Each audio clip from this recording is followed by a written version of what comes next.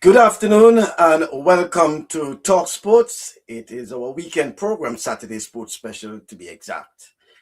And on this weekend's program, we'll be speaking about CARIFTA Games, the upcoming uh, CARIFTA Games to be staged at the Kirani James Athletic Stadium in St. George's, Grenada. We should have a member of the local organizing committee of the CARIFTA Games, Mr. Kwame Hypolite, to join us momentarily to speak about the preparations and more or less the final preparations, I should say, for the CARIFTA Games, coming on the heels of a very exciting um, inter-secondary schools athletics championships, also known as Intercall, which was staged at the Kirani James Athletic Stadium. As usual, my co-host Rudian Sylvan is joining me live from Toronto. As I say, good afternoon to Rudian as we await Mr. Kwame Hypolite. Rudian? Yes, good afternoon, Michael. And I could say welcome back. Certainly, it's good to see you. It was an exciting week, I must say. And we are getting ready for more excitement upcoming. So looking forward to that. Certainly, yes. We, uh, you know, previously we had more or less invited Mr. Hypolite a few weeks ago for this weekend's program, right? Yeah. Thinking that it would have been right after the CARIFTA game. I mean, sorry, the Intercall Championships.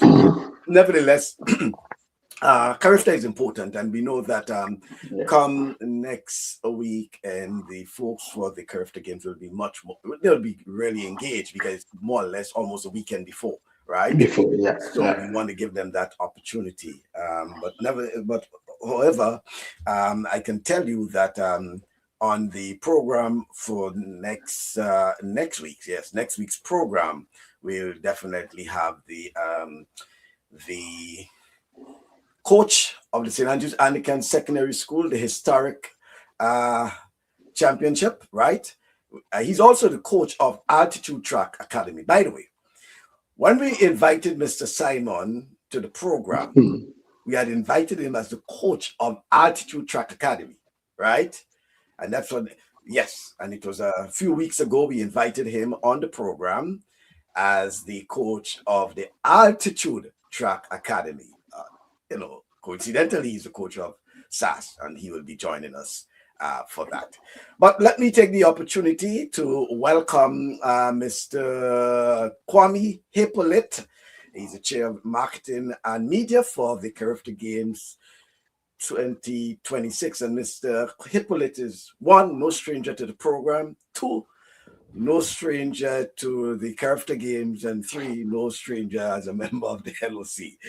Good afternoon to you, Mr. Well, Mr. Hypolite is smiling because, he too was very much busy over the past 3 days as a member of GAPS, the Grenada Association of Principals of Secondary School, and also the principal of the Grenville Secondary School.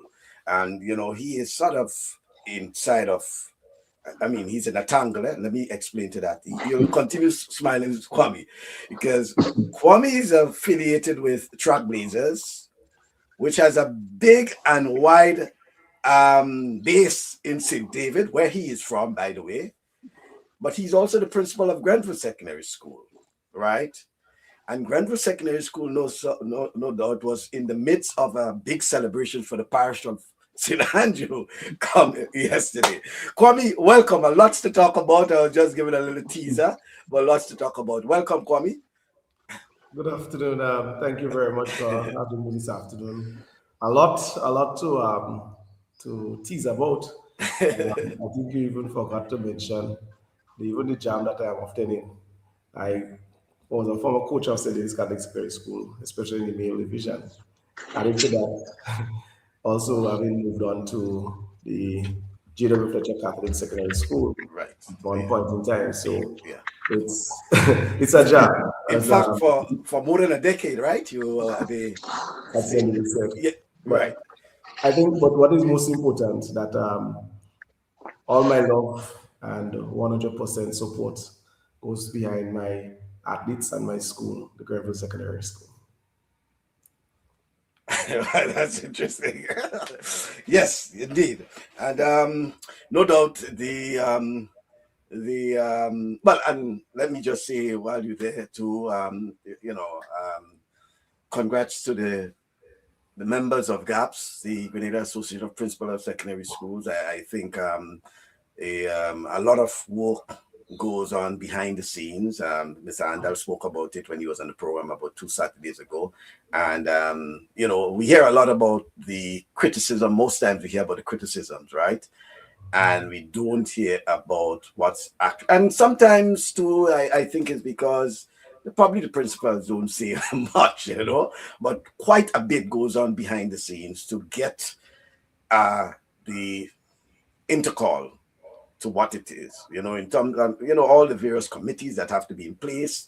And you see the athletes competing. Yes, they are the ones out there. You see the officials out there doing the work, but there are a lot of behind the scenes going on. And you yourself, because you're more or less involved in athletics and track and field for quite a bit of time. And folks, don't look at those guys' faces and think because they're looking so young, right? They have a lot of experiences because Mr. Kwame has been with St. David's Catholic, as he tells you, for quite a while. Also, J.W. Fletcher, I think it could have been probably for 12 years, and, he's there now at the Grenville Secondary School. So don't look at those guys and believe that they're young. Yes, they're looking young in features, but quite a lot of experience, right? But as I said, Mr. Hypolite, as the countdown continues to the 53rd CARIFTA Games, set for the Kirani James Athletic Stadium, April 4th to the 6th, Easter weekend, go, folks. Attention is now firmly on preparations for Grenada's hosting of this event. And, as a member of the local organizing committee, I saw you'll provide us with an update on the state of readiness and including, key areas such as, well, we have the ticketing, we have the transportation, and overall, the spectator experience. For me, as I did with Mr. Mike Sands, my first question to him when he was at the program a while, some Saturdays ago, one word to describe Grenada's readiness for CARIFTA 2026. Go. I hear that. Yes. And why? Letters, G-O. And I say go, Bascom, simply because I think as a LOC, I think that we are poised and ready. We had some of our structures in place previously, and we look forward to the execution of our games. The LOC have been working for some time, and what we must say in comparison to 2024 is the fact that some of these systems would have been in place, and we think that we are poised and ready to deliver an excellent character games. Yeah, that's quite interesting to know. And the biggest priority right now, would you say what I outlined as, like tickets, transport, logistics, would you say those are among the biggest priority? Well, I would say our biggest priority now is ensuring that the athletes, coaches, and the teams that will be coming to Grenada have an excellent experience. One of the challenges that we faced in 2024, I think one of the areas that we did not get a passing grade really would have been the whole area of accommodation, which we sought to ensure that we overcome. Previously, we looked at accommodating athletes in a number of venues, a number of hotels, and so forth. This time, what we've done is to reduce that and to ensure that the athletes are well catered for. So we are able to now work with just about four of those accommodation facilities, which we think will assist us in delivering in that area that we think that we gave ourselves a grade that where we see one of the need in terms of improving. And so we think we overcome that challenge for this year. Mm-hmm. I know you said that was one of the areas when Grenada last hosted in 2024. in terms of the accommodation, but in terms of your preparations this year, the biggest challenge the LOC has faced so far, is it still the issue of accommodation? No, we're not facing that challenge anymore. Once we were confirmed as host venue for the 2026 games, we that was one of the areas we activated immediately, and so we sought to overcome that challenge by ensuring that we lock down some of the more larger hotel accommodations so that we can house more of our athletes in fewer facilities. All right. I don't want to get into problems with some of the folks, so let me just say them to the early enough, those who are online with us. Mr. Edwin, Sam, and just an individuals company of sponsorship of the high schools. Good morning, afternoon. We are Hazel. Hazel is there. She says, Kwame, we appreciate all of your hard work you dedicate so much of your time to sports and education in Grenada. We appreciate you forever, St. David's Catholic Secondary School. Yes, and it's not just sports, it's education as well for quite a while. Rudian, you probably can chime in early. Yeah, no, certainly, Mr. Kwame, I also want to congratulate you guys again. I know that's not why you're here, but you have to take kudos when it's time to get kudos. I was going to ask, Michael is asking all the questions I really was going to ask, in terms of your immediate challenges that you have right now, that you guys are, yes, this is the second time I'm hearing personnel say we are ready to go. But even when we're ready to go, there is always something that is still there. What is that something that you guys really need to charm on just before you start the games? Well, I think also of the immediate one of the immediate challenges that we may be facing at this time is that of some of our ensuring that some of our merchandise and so forth get in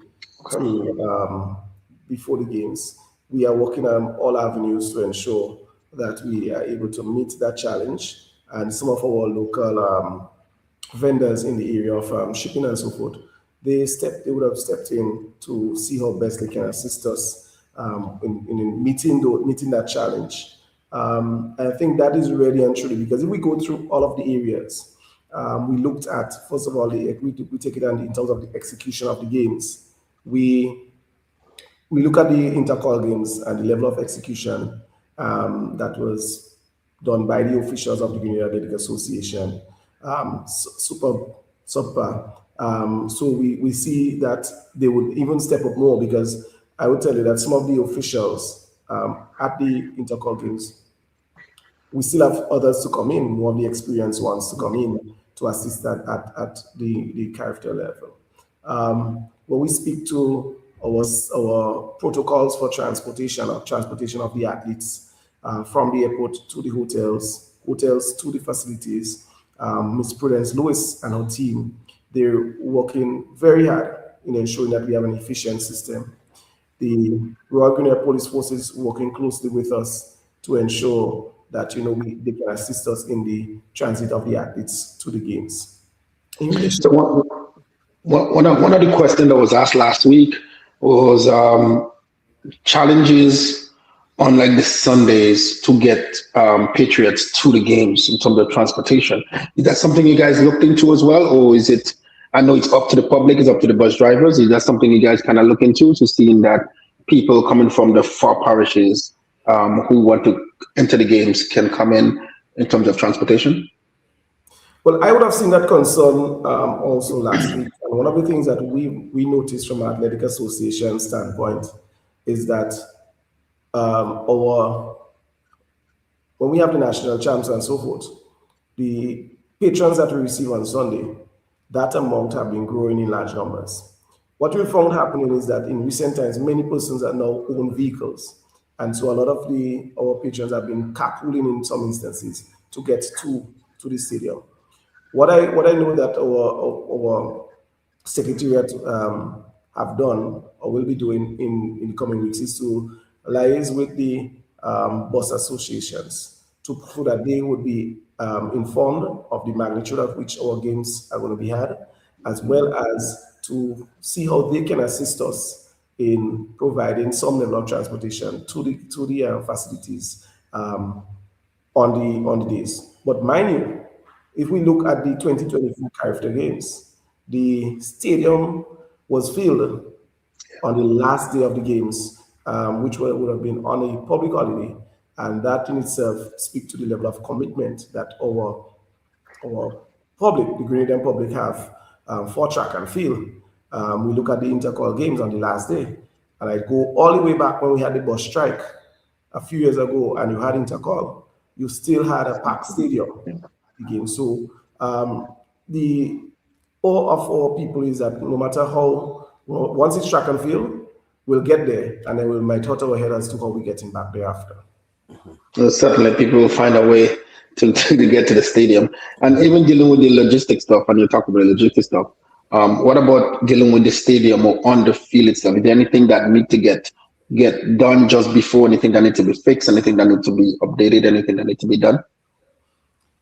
I think we're ahead. One of the challenges we had, one of the concerns we had, would have been the start of the 100 meters, and because of the overuse of it over a period of time, that area needed to be repaired. The Ministry of Sports, the Stadium Authority, worked very well in terms of ensuring that that area was serviced prior to the intercall games, so that there was not that challenge, and that we don't have that challenge in the short space of time that we have between intercall, and the CARIFTA games. Okay. Yeah, there's one question here about the parking availability at the stadium, Kwame. I know normally for those big events, normally something handled by the Royal Grenada Police Force in terms of the parking. And I guess it's nothing new to Grenada when it comes to these major events like that. Yeah, so the parking arrangement will be advised by the Royal Grenada Police Force. Major Nigel Noel, who is in charge of security on the LOC and directly liaises with the Royal Grenada Police Force. They would have those arrangements made, and we will circulate it prior to the games once we have those, once they have finalized in terms of the areas for parking. We know that there are oftentimes satellite facilities that they advise to for the use of, and then commute and shuttle into. Those they would provide the necessary. We will get to the circulate to the general public in due time for the games. I know the last time we hosted the CARIFTA Games 2024, there was the issue of the folks that were having issues regarding the morning and afternoon sessions, Kwame, especially for those who are traversing from, the rural parishes, for example, and having to come down, let's say for the morning, and then having to leave the stadium, and, whether they should return home to come back down or whatever it is. And there were times they were asking them to actually clear the stadium in time for the afternoon. What it is like for 2026? Okay, so the protocol that will be available for the 2026 games will be similar to that of the 2024 games. We have not made a decision, a final change in a decision that is for these games. However, what the LOC will have done is to work with the Grenada Tourism Authority to ensure that we put on a cultural experience, right, between the sessions. So at the end of the first session, patrons will be able to experience the Grenadian culture, music, food, art and craft.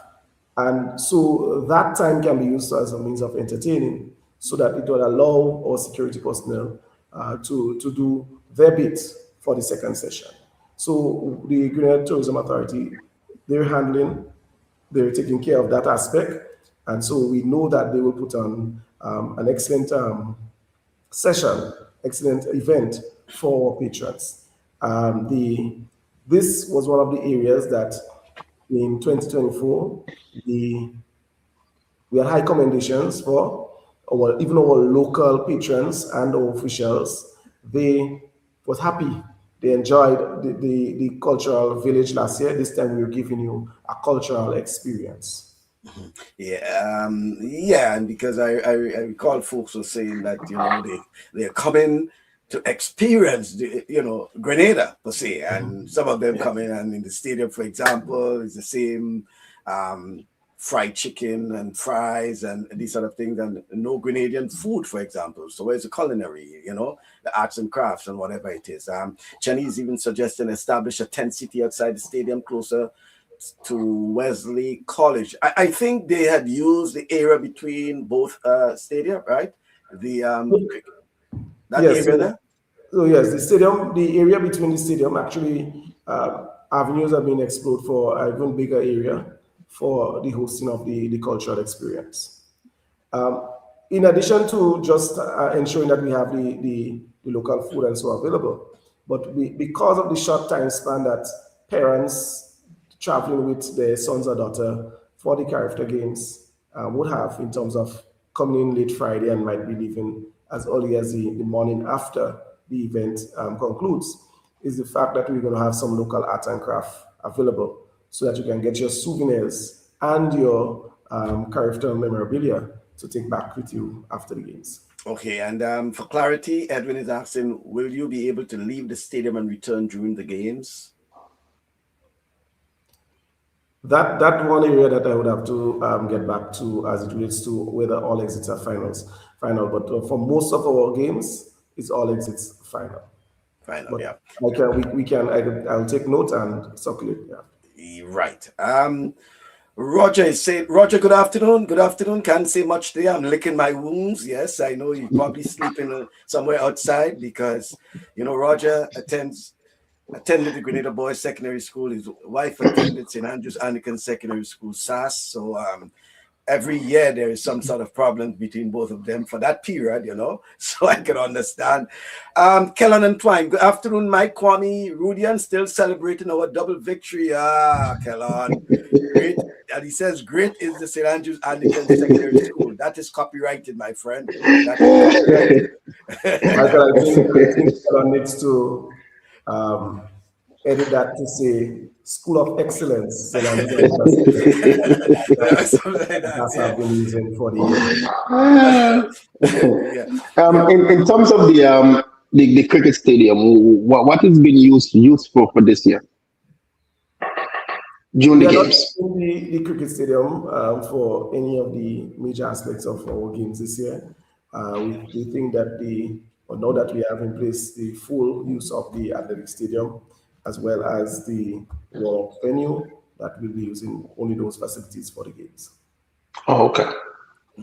Um, Kwame, has the Grenada team officially been selected and announced? Or we still, I know normally, if we have something like the intercall, you will probably, even though it's not the trials for CARIFTA trials, but sometimes the association will probably look at athletes who are probably on the fringe, and probably some athletes might have been injured. There might have been outstanding performances that you may want to pull in, especially when you hosted it at home. What is the situation regarding the team as it is now? So, in relation to the selected athletes for the Grenada team, and maybe I should take the opportunity to sincerely apologize for not having the team released because our aim was to release the team last Monday. Um, we had some minor administrative glitches that prevented us from releasing the team. But the Grenada team is selected. There might be, I don't want to make any big pronouncements here, slight additions, two, maybe one or two, not much of a difference, to the games. What is essential to note, Bascom, is that as relates to the selection of the Grenada team for the CARIFTA Games, this is done at the national championship. Athletes who may have competed at the national champs, and thereafter at the intercall games who have shown improvement in performances. If the selection committee so sees fit, they can revisit their selection. So that is important to note. But the primary venue, the primary meet for selection of the CARIFTA Games is the national championships. Over the years, the Grenada Athletic Association use the performances at our development meets to give the athletes that opportunity to be selected for the games. So what we've sought to do is to be a little bit more strategic in terms of targeting our athletes from early selection, that is the identification of them at our development needs, and then look at their performance throughout the season, and then the final selection at the the, the national championship. So essentially, that's what we encourage because we are mandated to host a national championship for all our athletes to participate at that games. So I can safely say that the team that will be participating, representing Grenada, the CARIFTA Games 2026, the local media as well as regional, that will be released to the general public by Monday, 12 o'clock. Okay, right. That's So, quick question. In terms of the selection process, there is no guarantee that competing at the national championship you will make the character team. No, there's no guarantee that competing at the games. We have a selection standard that athletes we ask for athletes to attain or attain for selection. Or we have our selection committee who will look at the performances of the athletes and then recommend to the Athletic Association Board the selection of athletes for the games. The Athletic Association Board will then confirm. We might even tell them, go back and give us some more. We have a budget that can give us some more. We can afford some more athletes to be at the games, and they would go back if necessary and give us the team that we're looking for. In addition to that, we would then, as a board, select the management team that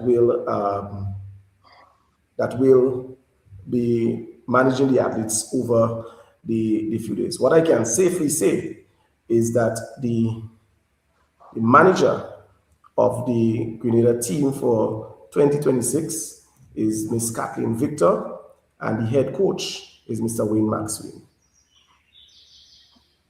okay.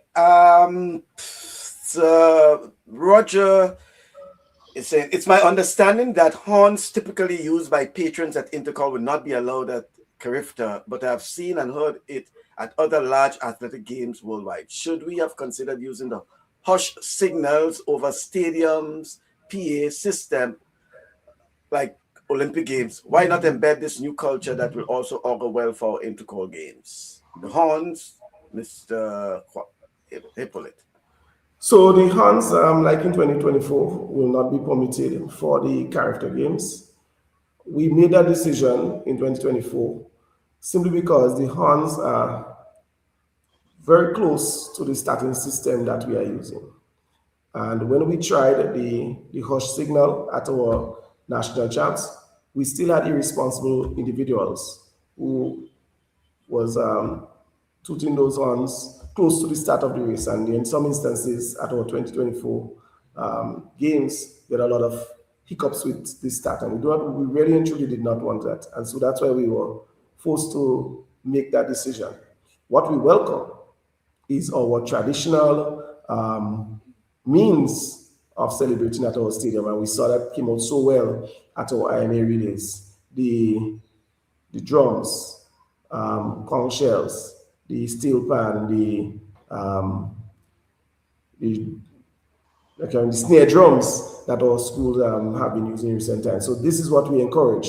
And this is really the heartbeat that gives the heartbeat of our games. And so we think that might be a better suit to create that environment of our, at our games. In addition to that, we've had some concerns from many of our senior as well as middle-aged patrons in terms of the annoyance of the horns to some extent. And so we want to ensure that the games that we are going to have, it will be one that would be catered for many for all of our patrons.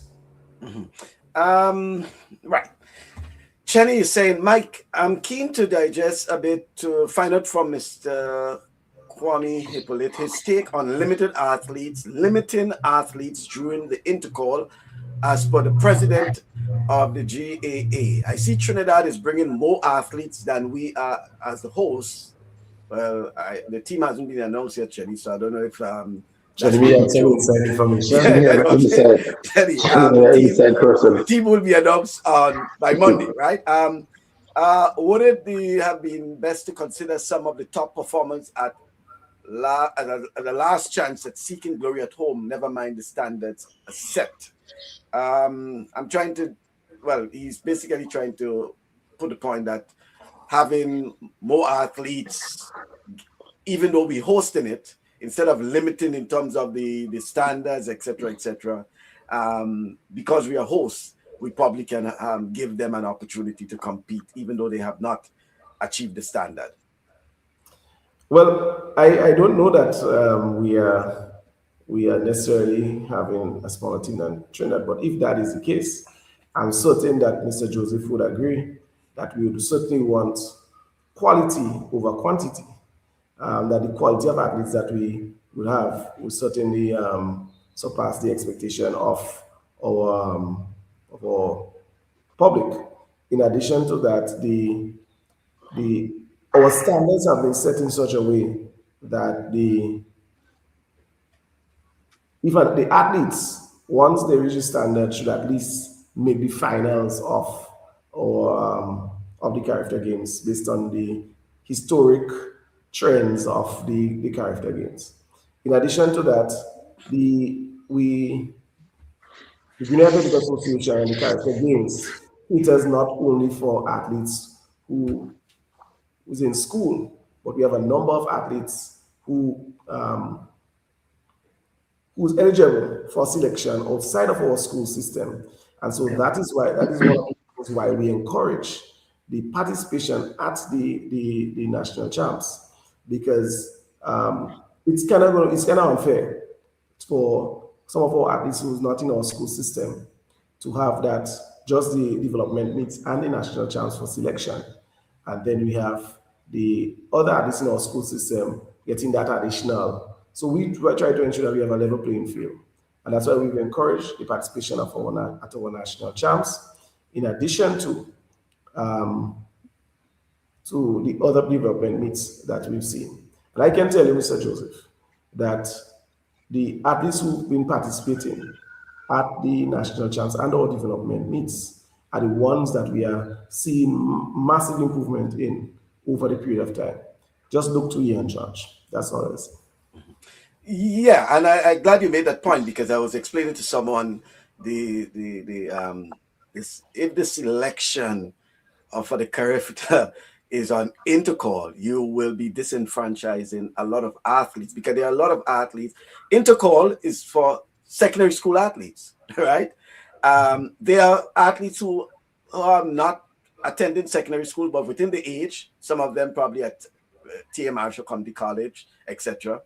And they participate, let's say, national champs through a club or whatever it is like that. So, and if they make the standards, they deem for selection as well, right? So that's why the national championships and the trials, very, very important.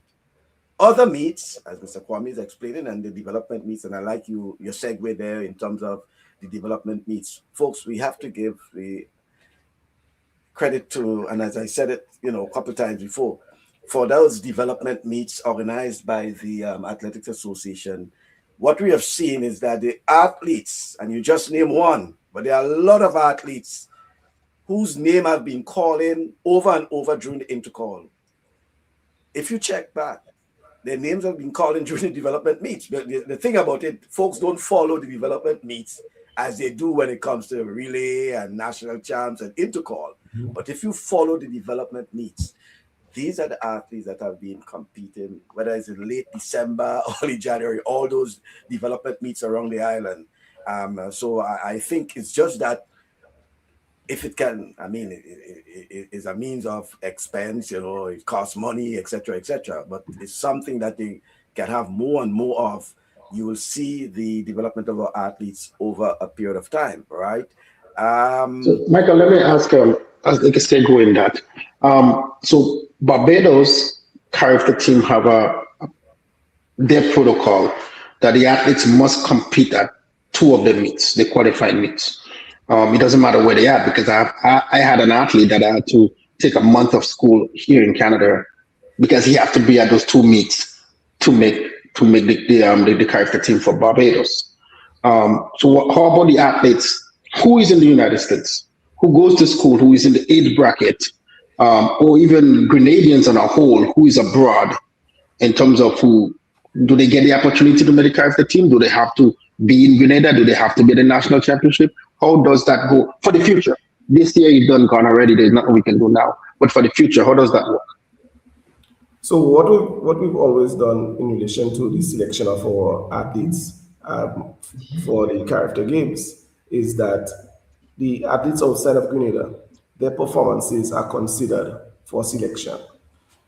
In most and even in instances using their indoor performances and Yeah. equating them to outdoor performances, it's used. So they are not disenfranchised in any way. They are, and we ensure that the athletes in Jamaica, the athletes in the United States, wherever, their performances. And once, what we've encouraged our athletes to do is to ensure that once they perform, that they communicate with us their results, the link to where we can get their results, so that we can assist us in monitoring their performances throughout the time. Some of our coaches and the clubs, they have assisted us in ensuring that we are informed of those athlete performances, and so that these persons can be considered. And Ms. Denise Williams have oftentimes taken it upon herself to, and from a GOC standpoint, to be in contact with the athletes, so that from time to time, she is going to see how they are doing, but also we check in on them to see what their performances would have been, so that our selection committee, they're aware, they're informed, and that they can make an informed decision. And in terms of the traveling, if selecting to make the team, is that part of you guys' budget? Yes, we cater for all of and make the necessary arrangements for our athletes to get to Grenada for the games, or any country that the games are being hosted. In the past, we've worked with the Jamaica Administrative Athletic Association to assist to work with us and assist us in ensuring that our athletes get to the games by traveling with the Jamaican team, the Jamaican contingents. So these are some of the logistics that we put in place, and we always take on the financial burden to ensure that the athletes are catered for before, during, and after the games that is going coming to and thereafter. Yeah, well, yeah, because 2024, and it's nothing new in terms of athletes outside of Grenada representing Grenada, because we have these folks like Nazio, for Yeah. example, including 2024 silver medalist in 800 on the 20, D'Angelo Brown, right here in New York, for example.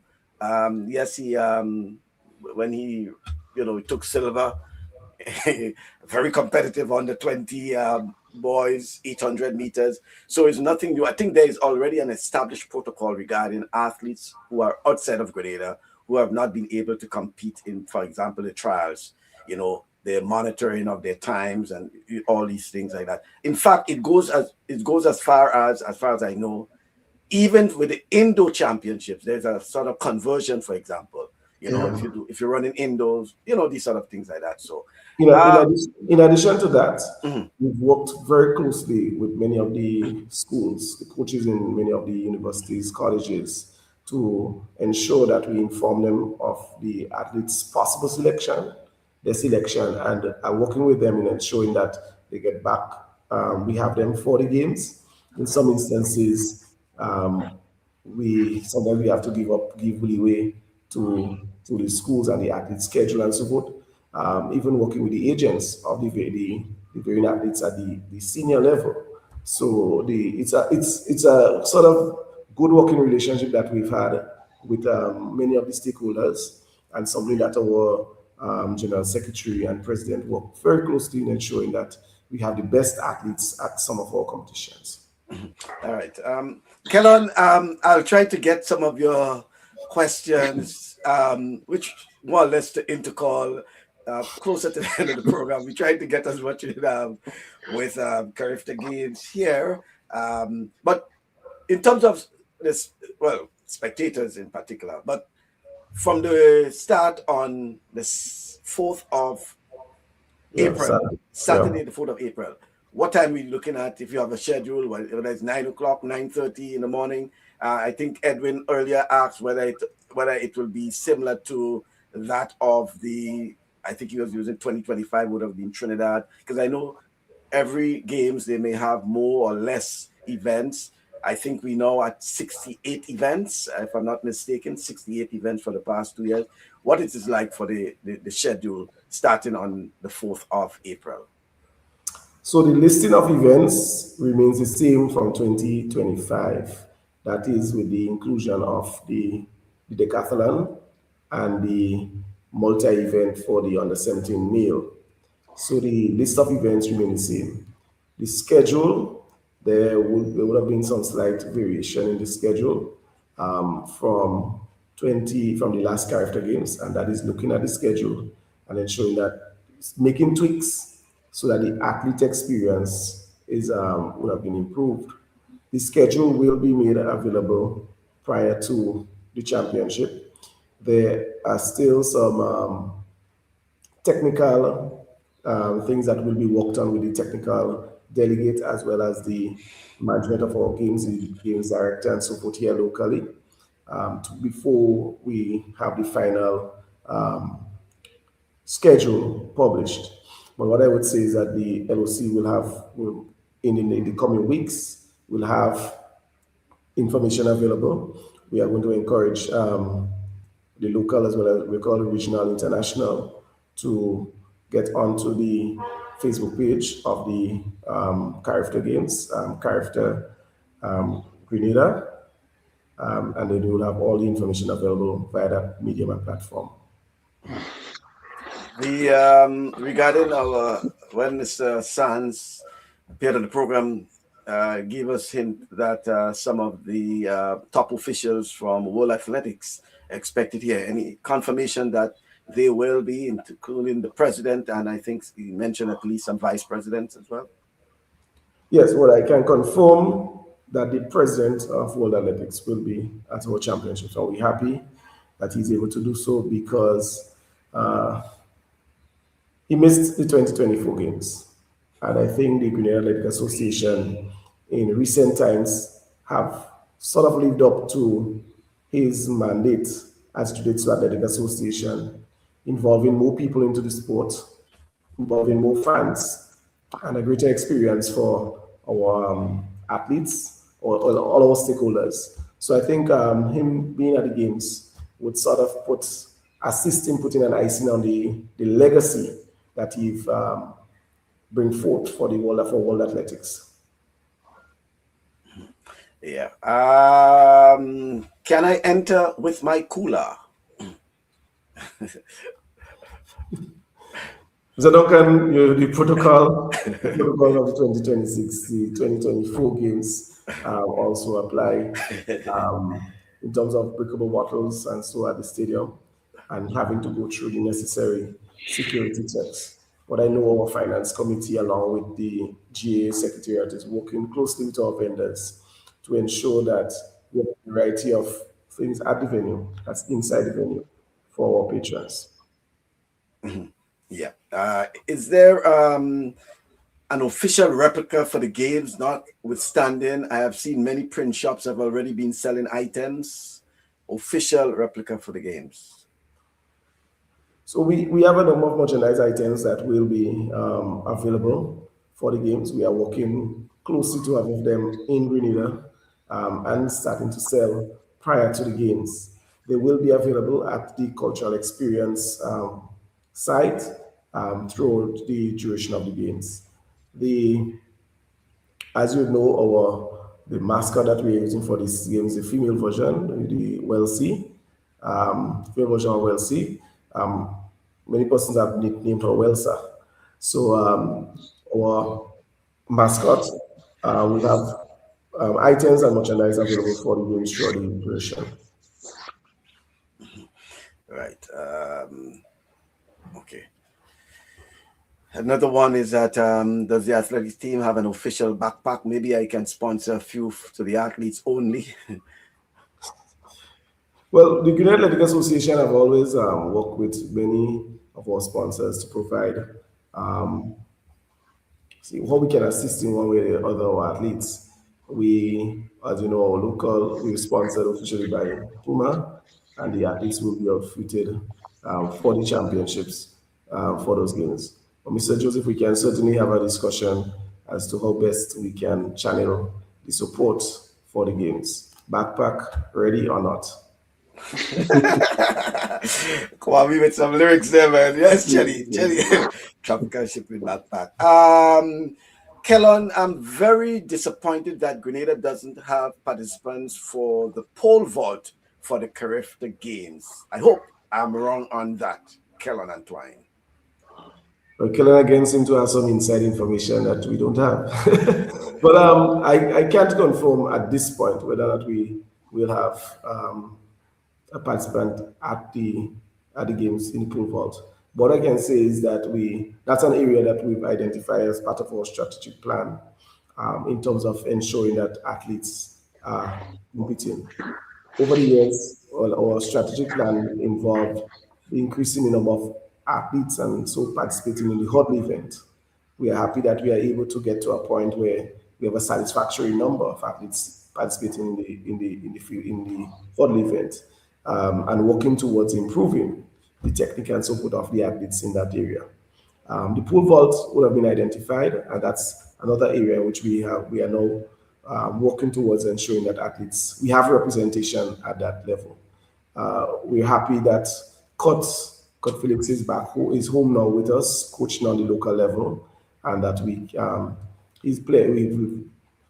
engaged him in terms of working and ensuring that we have athletes in that area moving forward.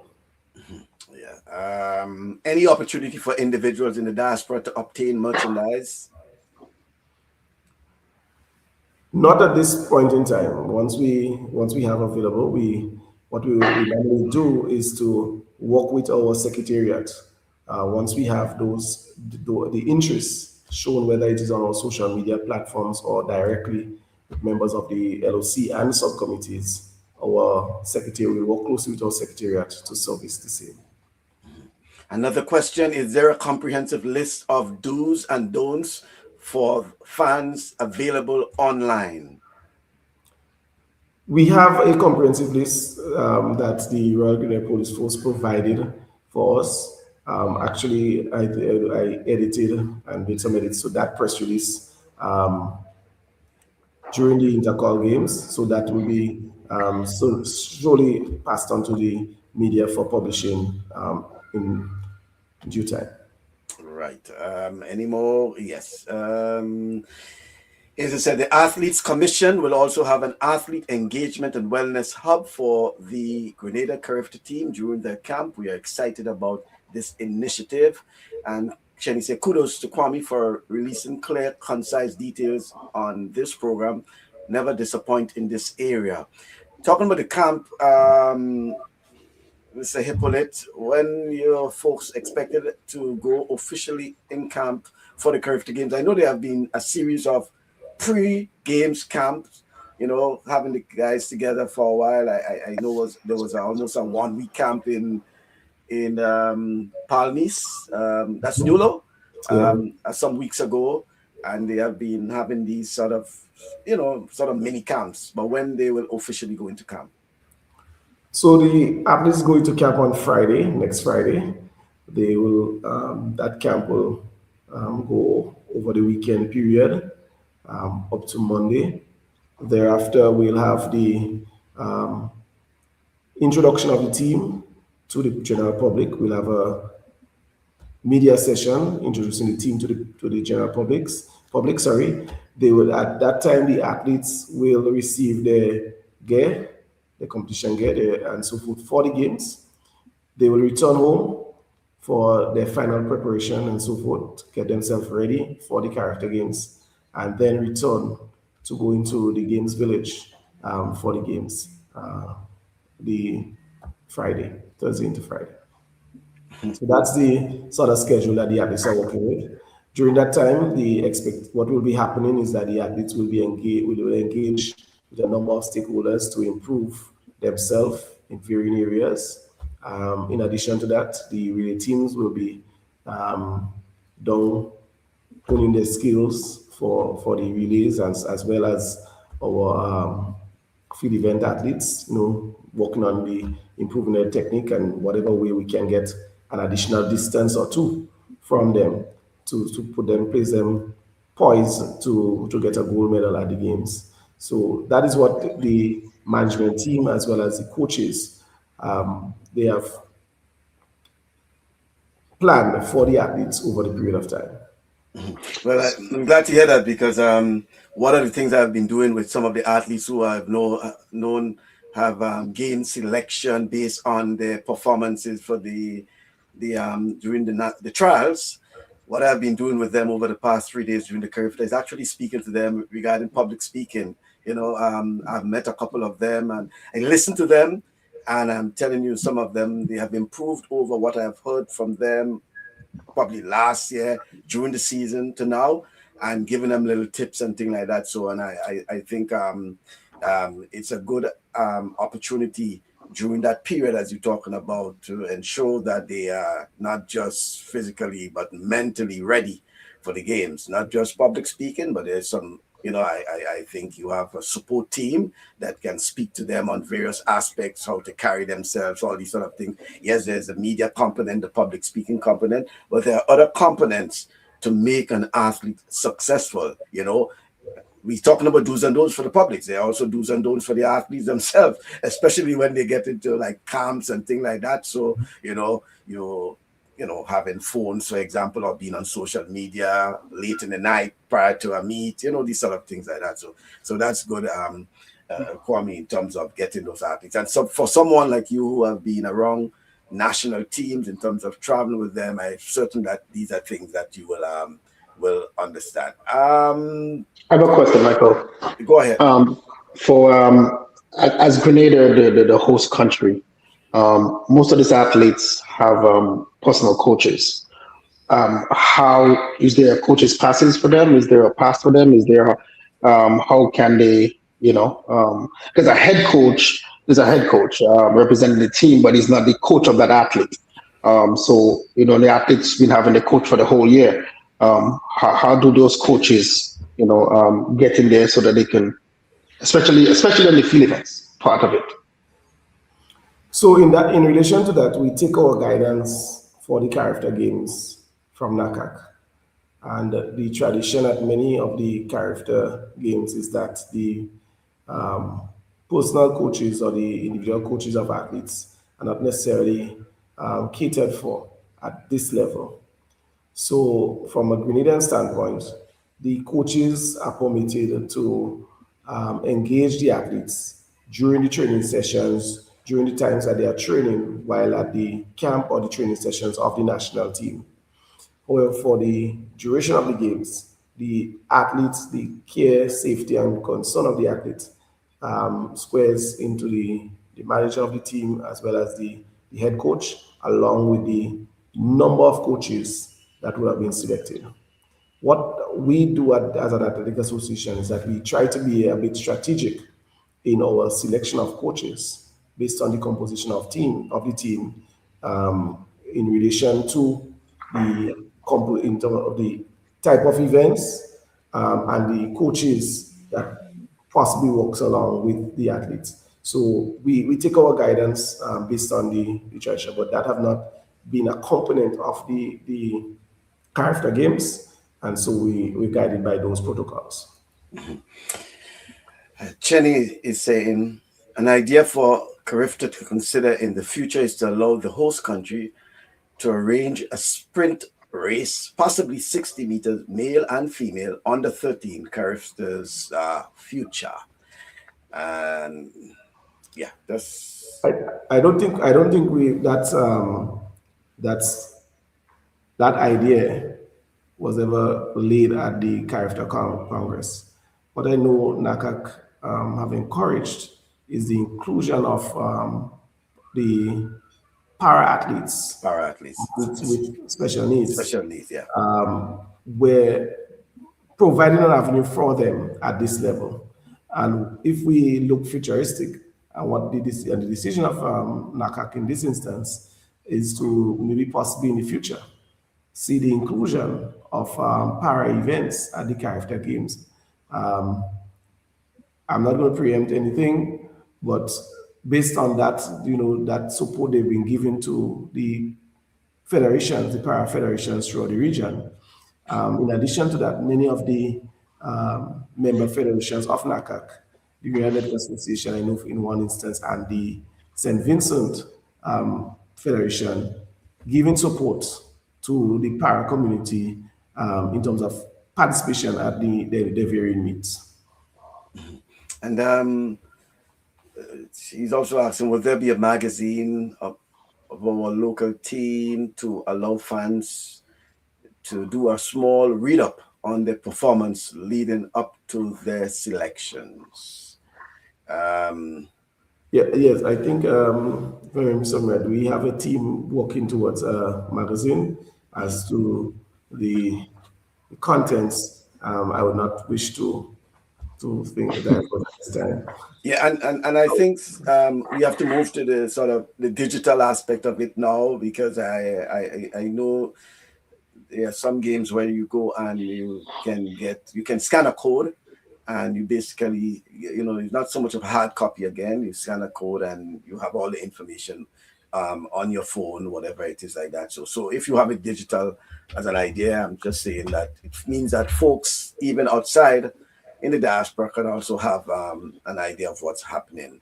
And that's where some of our technical guys, Ted and Support, who heads our technical team, alongside Mr. Abel Patrick, they're working to have a number of missions as such for the games in terms of the live results.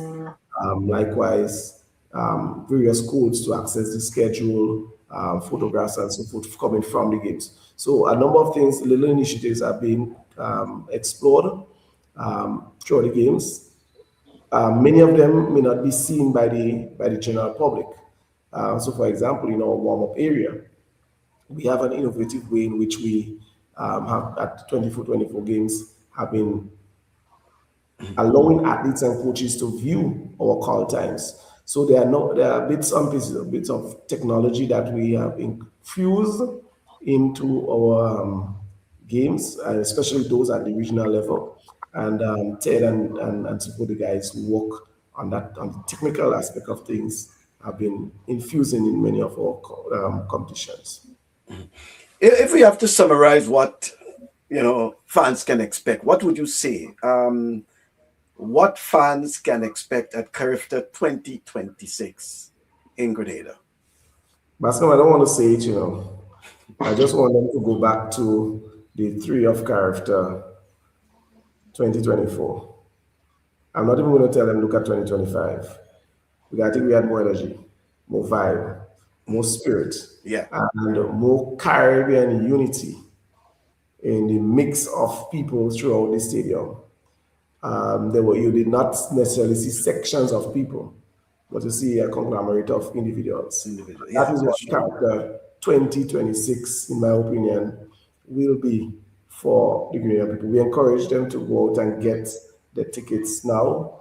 We can safely say that you have to start thinking about purchasing your tickets for the secondary stand as well as the bleachers, because essentially that is where it's available. If you want a finish line ticket, you'll have to call the Athletic Association office right now to see if they have, and if they can lock the one for the it might just be less than 40 tickets for that area. And somebody from the diaspora or somewhere in the United States might just be calling and say, okay, I might take those tickets for that area. So right now, we encourage Grenadian public to get your tickets, and not just get your tickets for the single session at the end, the last day, but get your tickets for day two as well as day one, because they're just going to be just as exciting Yeah. as the last day. Yeah, You use our athletes' performance and the vibe, the feel that we had at the intercall games, think that multiply by 10, because you're talking the Jamaicans are going to come in, the Bahamians, and if you're outside of Grenada and thinking about coming to Grenada for the CARIFTA Games, you might end up singing what Vaughn said. You don't have no accommodation, because that's the cry that we are hearing now from persons, that it's difficult in terms of finding accommodation for the games. So that will tell you the volume of persons that is intending to come into Grenada for that time. So it's going to be pure fun, pure vibes, healthy competition, and good support from our Grenadian people as well as the Caribbean for the CARIFTA Games. yes, and folks, I something, and just to back up what Kwame is saying, because I specifically moved to various aspects of the Kirani James Athletic Stadium during intercall. No matter where you are, you're part of the action. I'm telling you, right? Whether you're in the bleachers, whether you're in the secondary, there's action all over. And you can, in fact, you can be in the secondary pavilion and have a vantage point of certain things that the folks in the Means main pavilion don't really have. Don't I have, mean, yeah. the finish line is the finish line. Yes, the ending right there. But when you have the start of the long distance, for example, the 200, and by the way, that's the back stretch, and a lot of action takes place at the back stretch, right? So yes, so no matter where you are in the stadium, somehow you have a vantage position for some sort of action there. Well, a matter of fact, I have an uncle who's a sports fanatic, and he's only going to get tickets for the secondary stand, simply because his thing is that you can read and judge the races better Right. from that angle than if he sits in the main pavilion and you're closer and at an angle looking onto the race, as opposed to he's further away, he's seeing the athletes as they advance from a camera's lens point of view, as you would say. So he prefers to sit there. He's closer to the field events, because the discus is right there, and then the javelin is not too far from that area. The furthest throw is that of the shot put, and then still you have the long jump, or some of the long jumps that might take part in the front of the secondary stand. So it Exactly. is, Yes. and then you have these distance races starting right there, the 5,000, 1,500. So you get a easier feel. Yeah. The advantage of being in the bleacher is that you're going to get the party vibes. You're going to be closer. You will feel like you're hovering over the finish line. You're going to have the start of the 400 and relays there, and you're seeing all the action coming around. Main stand, you're right there. You feel as if you're right onto the track, right? You're getting a clear view to the finish line from what you would call the official's vantage point, and then you have the the appearance of move vibes in that area, right? So each of the areas have their advantage, and so we'll encourage individuals to get your tickets. They're available at the Grenada Athletic Association office, Grenadian Optical, on Melville Street and in the Spiceland Mall. And to answer that, yes, there is a secondary stand. Yes. There is a secondary stand. Neil is saying that secondary stand gets to the 4x1 exchange, right? The 4x1. Oh, Yes. yes. And you Yes. got two of them, right? You get the Yeah. yes, you got the two, right? Third and yeah. Yes, that's good. Following the last CARIFTA Games held in Grenada, I believe NACAC submitted some recommendations to our LOC. Are those recommendations committed to by our LOC taken on board and implemented, especially those cost efficiency ones? Certainly, that was our starting point for organizing. The ones that we that could have been implemented immediately, those were the starting point of the planning as to how can we improve in those areas. And that's what NACA could do for all our games, because futuristically we want to see the games improve over time. And so we've started at that point. The ones that we could not meet for these games, they were noted for future improvement. Um, Kellon, before we get to Kellon's intercall questions, he has this one. That new resurfaced track appears very fast indeed. I could predict some records broken in the upcoming CARIFTA Games. Maybe Grenada might be recommended to host the games again in the next 5 years. I recall Thursday night at at the stadium on the track, the minister Andy Williams, MP Andy Williams, encouraging some of his cabinet colleagues to take him on a race. He was on the track, and he says, "Oh, it feels nice, boy. You know, you're nice." And he encouraging some others to take him on a race on the track Thursday night. But on a serious note, the track is good. I mean, even on a side note, we've always said to Mr. Sands and Akak that we can be the hub for hosting meets. Just give us a 2.5 for each meet, and we certainly be able to execute anything without any major concern. Yes, it is. In terms of the track, it's just that sometimes the whole issue of the maintenance and this Yeah, aspect of yeah. it, I think, and people don't know maintenance is very, very expensive, and that's why sometimes there are concerns. When so many activities being held there and how things like Mhm. that. So especially when it comes to the track itself, they have to understand the importance of the track. Yes. So Kellon has asked the issue regarding um, what about the match pass done once and not two times, and also the medal presentation should be done at the end of the day events just to ensure an early end to the day's event. Just my 2 cents. What he was actually asking there is that initially is that a few recommendations. I think the schedulers should mandate the events on day 1 and 2 end at around 5 p.m. And he's referring to Intercall, Mr. Kwame. Mhm. Those kids need to get home early and get enough rest for the next day, especially those in multi events. Not fair for athletes in the outer parishes. Adequate rest bring out peak performances. So, as he's really asking the question regarding the especially the days 1 and 2 in particular, because Thursday is the final day, but the time that the events are ending, barring though that we had some interruptions on both days, remember we had the rain and things like that. So, but what do you think about that? Well, intercall. Well, I must say commendations to my colleague principals. I think the camaraderie, the level of cooperation, the syncing that we've had this year, I think is one of the best um, under the direction and leadership of Mr. Andal. We just have to continue working together to ensure we improve the games from time to time. This year we sought to maintain some of the things that was there before. But even before this year's games, we already identified some areas that we must make critical changes in, we must improve on, so that we can continue seeing the growth of our sport. The recommendations cited, and what we've done is what we've been doing at our last postmortem, and we're certainly going to do it this year again.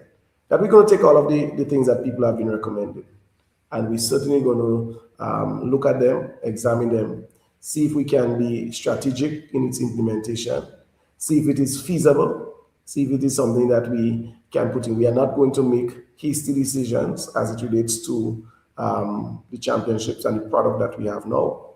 But we certainly would make decisions in the best interests of the athlete, first of all, the best interests of our institutions, and overall, the product, the games itself, the sustainability of the games over time. So it is something that we've cited. Some areas we've cited already. We looked at this year's games. We're happy with the outcome, the level of improvement and cooperation that we've had from our coaches, athletes, supporters, students. And we are certainly will look forward to any of those recommendations for implementing and improving our product moving forward. All right. Just stand by before we wrap up, Mr. A trip to Grenada from April 4th to the 6th, 2026. A decision you'll never regret.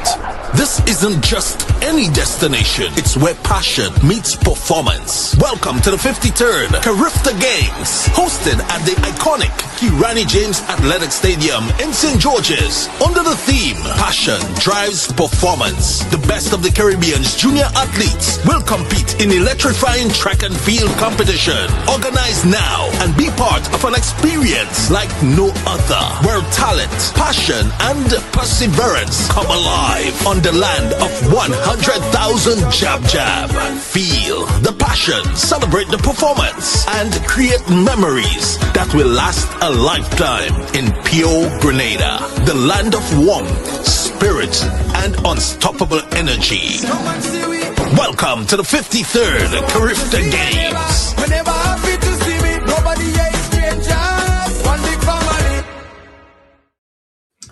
And to reconfirm, the Junkanoo from the Bahamas will be there. Do we have a showdown plan for them? Because, they can't just come and take over. The Junkanoo will be there. I'm not sure about the showdown. The showdown might happen naturally in its natural form.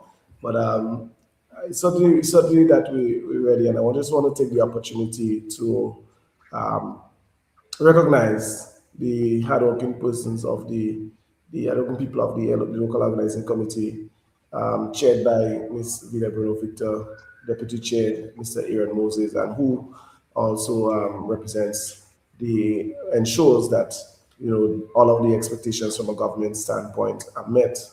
Our Secretary Desiree Stephen, Finance Chair, Ms. Claudia Francis, with operations led by Mr. Conrad Francis, Mr. Abel Patrick on the technical side of things, Prudence Lewis, ensuring that our transportation arrangements are made. Medical and anti-doping by Dr. Sonia Phillip. Ceremonies, and they're planning a spectacular opening ceremony, closing ceremony, Ms. Tessa McWilkin. Security, Major Noel. Accommodation, Ms. Nicoyan Roberts, and certainly have been working one of the first committees activated and working, and she's going to be working all the way until the last athlete and official leaves. Accreditation, Mr. Don Holman Phillip. Protocol, Ms. Tonya Hyacinth and Elizabeth Greenwich. Liaison, Ms. Nzinga Mautu. And with the cultural experience, Ms. Georgina Emery. On the legal side of things, making sure that we dot our I's, cross our T's, Ms. Dia Forrester, and also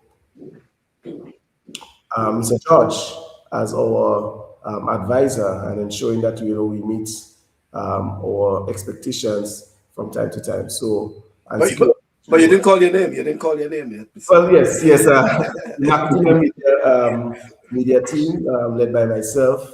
I must say we have our CARIFTA motorcade on today. The athletes are out. Some of the athletes are out with the marketing team to just start building and the hype towards the CARIFTA Games. So we really look forward to that. We have something called service ambassadors, and they'll be ensuring that our patrons have excellent service from the time they enter the parking lot of the stadium, and that they're headed by Mr. Royston Bihari.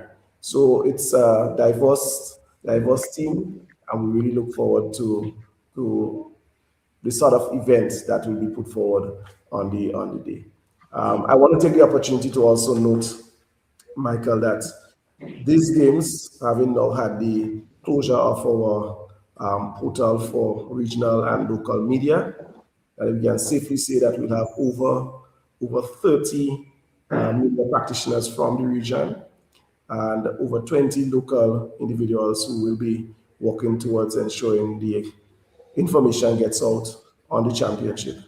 Added to that, The preliminary number for athletes is in the region of over 600, and that is not that's a preliminary number, the numerical entries.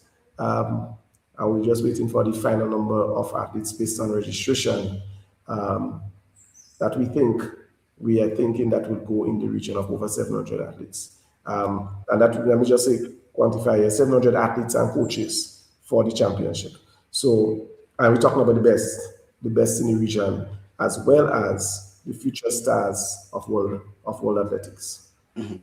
Before Rudy and before you come there, one of the things I want you to consider, Mr. Hippolyte, probably through either the LOC or the Grenada Athletic Association, it doesn't have to be now, but sometime in the future, have something where they can recognize, not so much officially because it will take quite a lot, but the volunteers. You have a cadre of officials that I'm certain you have been working with over the years, those volunteers.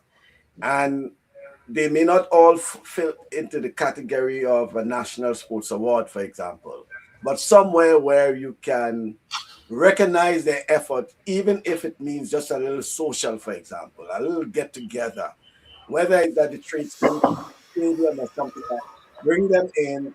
Hey, folks, we'd like to thank you for your service because they all volunteers, over the season, whatever it is like that. So, have some fun, whatever it is like that. So, something that they feel worth, because, hey, we have some of the most passionate and hardworking officials, they will tell you, track and field officials in the region. It's one of the reasons why, I mean, when you have, well, Mr. Sands and all the other officials, well, we have had so many of them on speaking on this program, and they make reference to the officials in Grenada. Apparently, in other islands, they probably have a lot of problems, right? But when it comes to Grenada, they say they are working with some of the most intelligent, some of the most passionate officials when it comes to track and field in the region. Mhm. Albeit all of them are volunteers. So I'm just throwing that out. Something they can consider in the future, where something just to show some level of appreciation to our officials. So, Bascom, we thank you. We thank you for that suggestion. Actually, it might be an antidote, prelude, a preface to what we've done. We've done it. We've sought to do so on two levels. After every character games that I've been a part of, and that would have been the only one I have not been a part of is that of the 2000 character games. We've sought to um, recognize our officials, and so for the games, with that sort of social event where they can come relax and interface at a different level, and where they will receive certificates of recognition, and we recognize some of the top performing persons for the games. In addition to that, the Grenada Athletic Association, um, we've started, and something we are moving towards, ensuring that it's an annual event, and awards to recognize the varying stakeholders over the period of time that have assisted us in staying afloat, and recognizing the level of achievement that we are experiencing now. Um, we are yet to move into making it annual. We've done so for 100th anniversary, but we have always had it to have that done annually. But we are working towards getting into a place where we are secured financially and having a few more of assets to assist us in alleviating some of the costs that we've had. And we think that we're in a better place now um, as a federation, and that we can move to doing these initiatives, because all of these was listed by our stakeholders as part of our strategic plan that we are working with. And so we're hopeful that we can move into the direction of annual, but we sought to do so in our midst. In the third form that we sought to do so is at our last development meet. Every year, we are recognizing an official who've been supporting us for all of the development meets, Spectator, and this year we recognize Miss Kenlyn Gale, who was stalwart in terms of the high jump and her team. Then we recognize Miss Miriam Kelly, Miss Miriam Sylvester, um, supporter of the St. David's Trailblazers, St. David's at all meets, and she received honorary access to all our meets, so she don't have to pay to come in any of the GA meets. We also sought to recognize one gentleman, who name eludes me, um, but he's always at the stadium, right? And we gave him. We know that he might not be in a position to get tickets for the CARIFTA Games, and so we recognize his contribution to supporting the athletes. Because when you see he takes off and we start off the 100-meter in the stands, he runs the entire corridor supporting the athletes. And I know he's a strong supporter of the Grenada Boys Secondary School. So, and he knows all the athletes, right? The name eludes me. Yeah, I know who you say. Yeah. So we've sought to see how we can recognize our athletes, and it's simply because our coaches, our stakeholders, that is, we don't want to come to a point where we have to recognize people, and the amount of persons to recognize is so great that you might miss somebody, Yeah. and people can take these things Personal. part. Yeah, that's true. John L. is saying, I think in reference to Kellen's earlier point, he says medal presentation is part of the experience. Having it at the end robs the athletes of a moment of true recognition. Yep. Yes. Chenny wants to know if there will be mixed relays at the CARIFTA Games. Hypolite? Yeah, we'll have the mixed 4x400 meter, and traditionally Grenada medals in that event. Actually, Grenada was the winners of the first mixed 4x400 meter in Bahamas. I remember being the manager of that team and how elated we were in winning that gold medal at that time. Yeah. To wrap up, Rudian, you have anything to No, add? certainly. I just want to let you and your team know to be careful. You guys are too perfect. You guys are too ready. They might ask you guys to host next year, so please be careful. We may not mind, but they'll have to come with $2.5 million. So he said Rudian, remember he said they are always ready. They're They ready. are always ready. Once they can waive that for you, that's not a problem. Grenada is always Yeah, ready, as a matter of fact. yeah, Once they certainly. can I waive think it. Mr. Whenever there's an issue, Mr. Sands will be certainly be giving you guys a call again. But I know, Come with it. Come with the check. come with it. But listen, you guys are ready. You guys are think of everything there is to think about. You guys putting things in place. You learn from your mistakes. If there was any mistake 2 years ago, to make it better. You're not only thinking of the athletes who's coming in. You're thinking of everybody, which is important in a games like this. So certainly kudos to you guys. It's not done yet, and it's not even started yet. But kudos to you guys so far. I'm excited. To see those games. Certainly, still hoping to be there. Still have some time to do some stuff, but I believe it's getting there where I'm close to being home as well. But definitely looking forward to that. So continue the next week and a half, 2 weeks to go, and good luck. Yeah. Certainly, thank you very much. We look forward to the continued support. With one of the things that my committee is working to ensure, not just the athletes have that wonderful experience, but our regional media, our local media, and certainly we've worked well in terms of managing our numbers because of the limit we have in terms of our space and so forth. So we're really thankful to all our federation and all personnel to work with the LOC in terms of meeting deadlines, so that we can be on par and that we do not have to miss any gaps to have anyone having a negative experience at these games. Yeah. Thank you. Certainly. And, as we wrap up today's program, we thank Mr. Hypolite for joining us and providing some valuable information on into Grenada's preparations for hosting of the 43rd, 43rd CARIFTA Games. And well, the countdown is on basically, and from what we have heard today, there's a strong effort, on the way to deliver a very memorable experience for the athletes, the officials, the spectators, and we are encouraging everyone to probably stay informed. And as Kwame says, get your tickets, secure your tickets, get them early. Well, even what's available, and go out and support what promises to be an exciting, showcase of Caribbean athletics, because the world will be on Grenada during that time. On display, right? yeah. Yes. Certainly the world will be on the eyes of Grenada during that period. So it's an opportunity definitely for you folks to think. Kwame has no, Roger, no, we have not.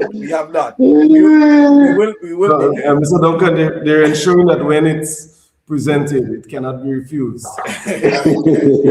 Yeah, and Hillary Gabriel, hi Chenny, wonderful indeed. There will also be vendors selling local Grenadian products. So Hillary Gabriel is letting us know that there will be. So folks, there will be vendors selling local Grenadian products, and that's for the 3 days, as Kwame was speaking about. I think that's the village you're talking about, with the cultural and experience. Cultural experience. We don't know not a village. Yeah, cultural experience. Sorry, right. Cultural experience. Yes. By the way, in 2024, if folks don't know, that is an opportunity for you to meet a lot of the officials. I recall Mr. Keats. So, well, and there were a lot of coaches, for example, who came to Grenada, and they were in that area there, and I saw people talking to them. So Austin City, for example, the founder of the CARIFTA Games, he spent quite a while in that area. I want to say village, right? But no, it's not a village. The cultural experience, yeah. So this is an opportunity for you to really experience the CARIFTA Games outside of the competition itself. And I have encouraged some of my folks. Well, I have a lot of them from the Bahamas who are coming. Some of them coming for the first time. That is an experience you don't want to miss for the CARIFTA Games. Kwame, last bit from you, I believe. Well, I just want to say thank you on behalf of the local organizing committee. We want to encourage everyone to, whether it's local, regional, international, to come out and support our athletes. It's their passion that drives them every day to go out and train, put their bodies through those grueling sessions so that they can be better.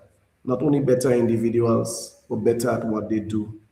And so we encourage you to give them that support. It would be our passion for the sport of athletics that would drive us to be at the National Stadium to encourage our athletes on. That passion can be channeled to our athletes by the noise in the stadium, the words of commendation, and the spirit that we bring to our athletes. It's our passion that have been driving us to bring these games to the Grenadian public and to ensure that Caribbean athletics win at the end of the day.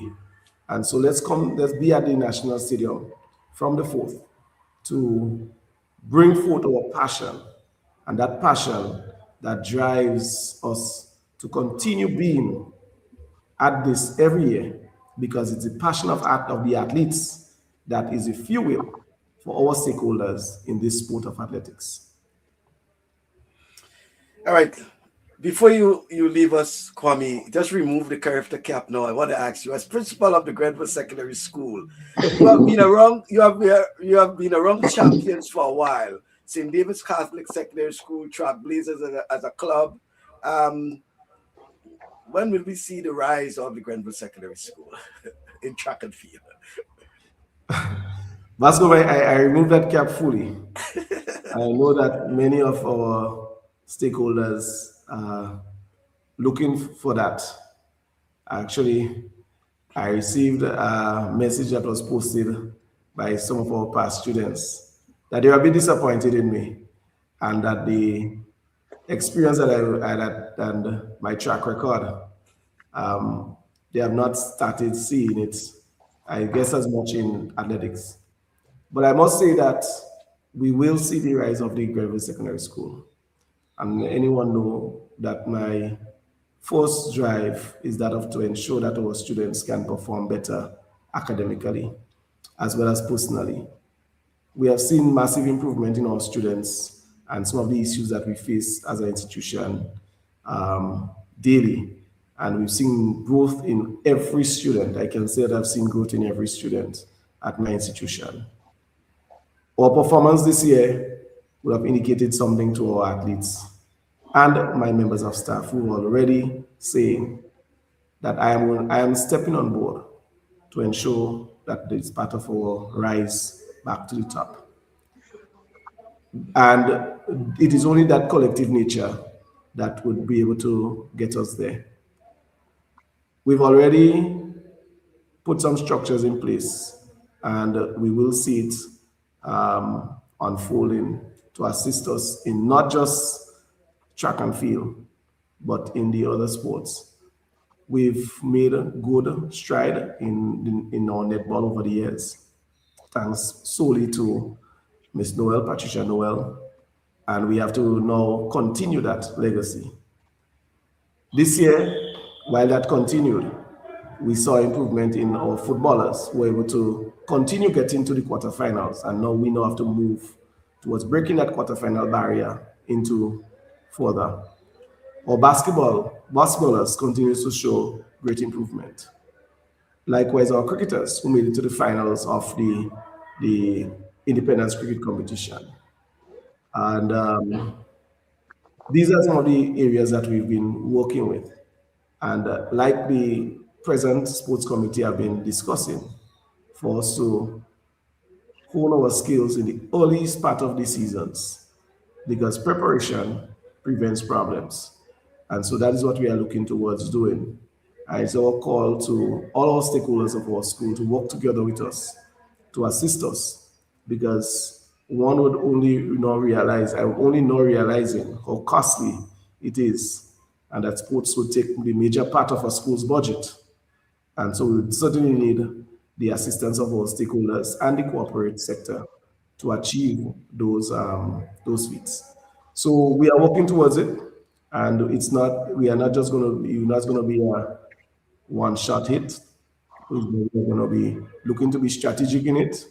And for me, I think we are very well poised to see continued improvement in our students academically and on the personal side of things. And I believe that once we are able to get our students to improve academically and on the personal side of things, to work with them as a footballer and athlete would be easy, because the discipline will be already intact. They would understand the importance of doing well and ensuring that they perform academically. And so once we have these intact, and we've seen massive improvement, especially on the personal side of things, that we certainly would see improvement in our students hereafter. Yeah, if the voice of the students remain intact coming out of these games, we will certainly do well next year, because they're already speaking of starting their preparation from now. Rudy, and I know what you want to comment, but I specifically asked you that because I spoke to a parent on Wednesday, regarding Grenville, and what she was telling me specifically is about the give Grenville Secondary School, give Grenville Secondary School a time. Probably in a year or two, you'll see the fruits of that labor, because what she was speaking about is about the discipline and all these things that you have to, so at an early age, at the early part, and that will transform into academics, sports, all these other things, because you can develop all these big things, grand plans and things. And if you don't deal with the root problems like discipline and all these things, so you'll be spinning top in mud. And she was telling me that, and I specifically want to ask you about that, because I think is a plan in action, and certainly we look forward to the full blossom of Grenville Secondary School. But ideally, you made mention of some other sporting disciplines that Grenville Secondary School, of course, people look forward to intercall. But when you look at football and cricket and netball and all, they have been excelling well. Rudian? Well, certainly. No, I listening to you and I'm saying, I don't know if I should have any pity, because I have to think of what I'm doing with Magdalene College now. How we get our guys, up and ready for next year as well, and get them going. But certainly, that is certainly the way to go in everything they do. The discipline. That is something I tell my athletes. The academics part has to be in place, because if it's not, it disrupts everything that they're doing with life. Some of these athletes I'm coaching out here, they got part-time jobs and they got all these little things they're doing. But the minute the school it starts lagging, the parents pull them out from those jobs too, because the academics part of it is very important. So I always key on that, because once they have that going, they are balanced and everything can flow much better. So certainly looking to see that, and looking to see what Grenville Secondary can come back and do. Over the years, there certainly has been, they did threat of St. Andrews and the things that they've been doing. So I'm looking for, not only for them, for all the schools. I've seen a lot of schools that surprised me during this intercall in some of the performance, and I'm saying, whoa, I got to do a lot of prayer. There's a singer saying not one prayer we can pray. So I have to pray 2 prayers for Magdalene College. You can't pray 1 prayer, because we got to come strong, And I'm always Magdalene College, and I always want to see that's good. But I'm athlete, but I'm athlete first as well, to see athletes grow. And when the athletes grow, Grenada is better, and that's certainly what we want to see. Especially what we have for us is the CARIFTA Games, which is like the Olympics of the Caribbean for the youths. Certainly, we want as much athletes to get to the level and be at the highest level. We are very, very close to we're not, never a comparison, but we're getting close to Jamaica, not only in terms of the performance that we have or the fan base, and many say this is the second biggest track and field games in the Caribbean after the champs, but we are getting there, and if we can get there with the fans, we can get there with the athletes as well. And I think we are on the break of getting there. Okay. So thank you once again, Mr. Hypolite. All the best, and we look forward to talking to you some other time in the future. No problem. Thank you very much. All the best. Thanks, man. Yeah, okay then, thank you. So that's Mr. Kwame Hypolite, speaking to us on the CARIFTA Games at LOC, and certainly Rudy and Chenny is saying, Kwame, when I'm retired, I'll come help you pro bono in football at GSS. Certainly, Kwame, they did it. Yeah, when he's retired, but quite a good time. Yes, we got quite a bit from Mr. Hypolite. No, certainly, and it's well needed. Yeah, and I'm very impressed with what we're hearing from when we last spoke with Mr. Sands to now. To where we are now, yeah. Quite a bit we have learned, and I think we are ready. As they're ready. Yeah. If you have to use one word, the word is go. We are go. Ready. Yeah, they're ready. And folks, definitely, if you still wondering, there are tickets available. May not be where you want, but tickets are available for the Kirani James Athletic Stadium. So it's an opportunity for you to get them. Rudian, just before we wrap up, I want to bring on one thing, and then we will have to comment on that. I'm just using that as an example. And then it's not the only one. I wish we could have done more, but just this one.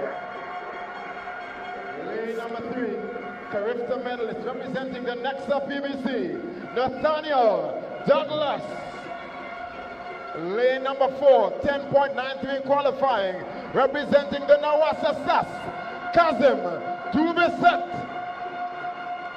Lane number 5, fastest in qualifying, 10.56 seconds, Hubbard, St. John's Christian Secondary, Ian George. Lane number 6, 10.66 in qualifying. Now representing the Classic Lighting Boca Secondary, Deron Sincere. Lane number 7, representing the Classic Lighting SGI, carrying the nation on his back, Turbo Abe. Lane number 8, champion of the 400 meters, representing the Nawasa SAS, Darrell Daniel. Well, there you have it, ladies and gentlemen, some real pedigree in this race. The favorite for me, obviously, is Ian George of the St. John's Christian Secondary, but it's going to be a real fight here for second, third, fourth, fifth going down. Deron Sincere looked really, really good in the preliminaries to run 10.66. We see him doing those kinds of times. He was disappointing that he did not make it into the national champs finals with a poor run in the preliminaries, but he's here to redeem some glory for himself and for his school. Deron Sincere of the Boca Secondary. And then we have Nathaniel Douglas, Kasim Dubaset, Kamal Joseph, GBSS is also there, and Johnson Lewison of the Grenville Secondary. There they go, the 100 meter senior boys. There goes Ian George already stamping his authority on this one. And on the inside, it looks as though it's GBSS for the second, but it's close between Darrell Daniel and Kamal Joseph for the second. But look at the celebration from Ian George. He came and he delivered.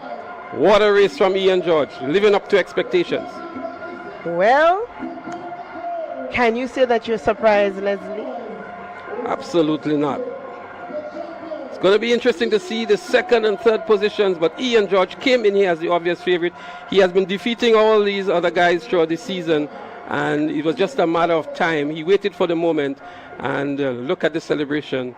A happy man, Ian George, the winner of the 100 meters. The fastest man at secondary school level, Ian George and look at it, a new record, 10.39 seconds.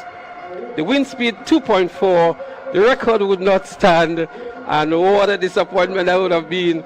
But 2.4 is above the wind speed that is allowed. 10.39 is what he ran. Darrell Daniel of SAS was second in 10.66. The same time he ran in the preliminaries. Kamal Joseph was third from GVSS in 10.74.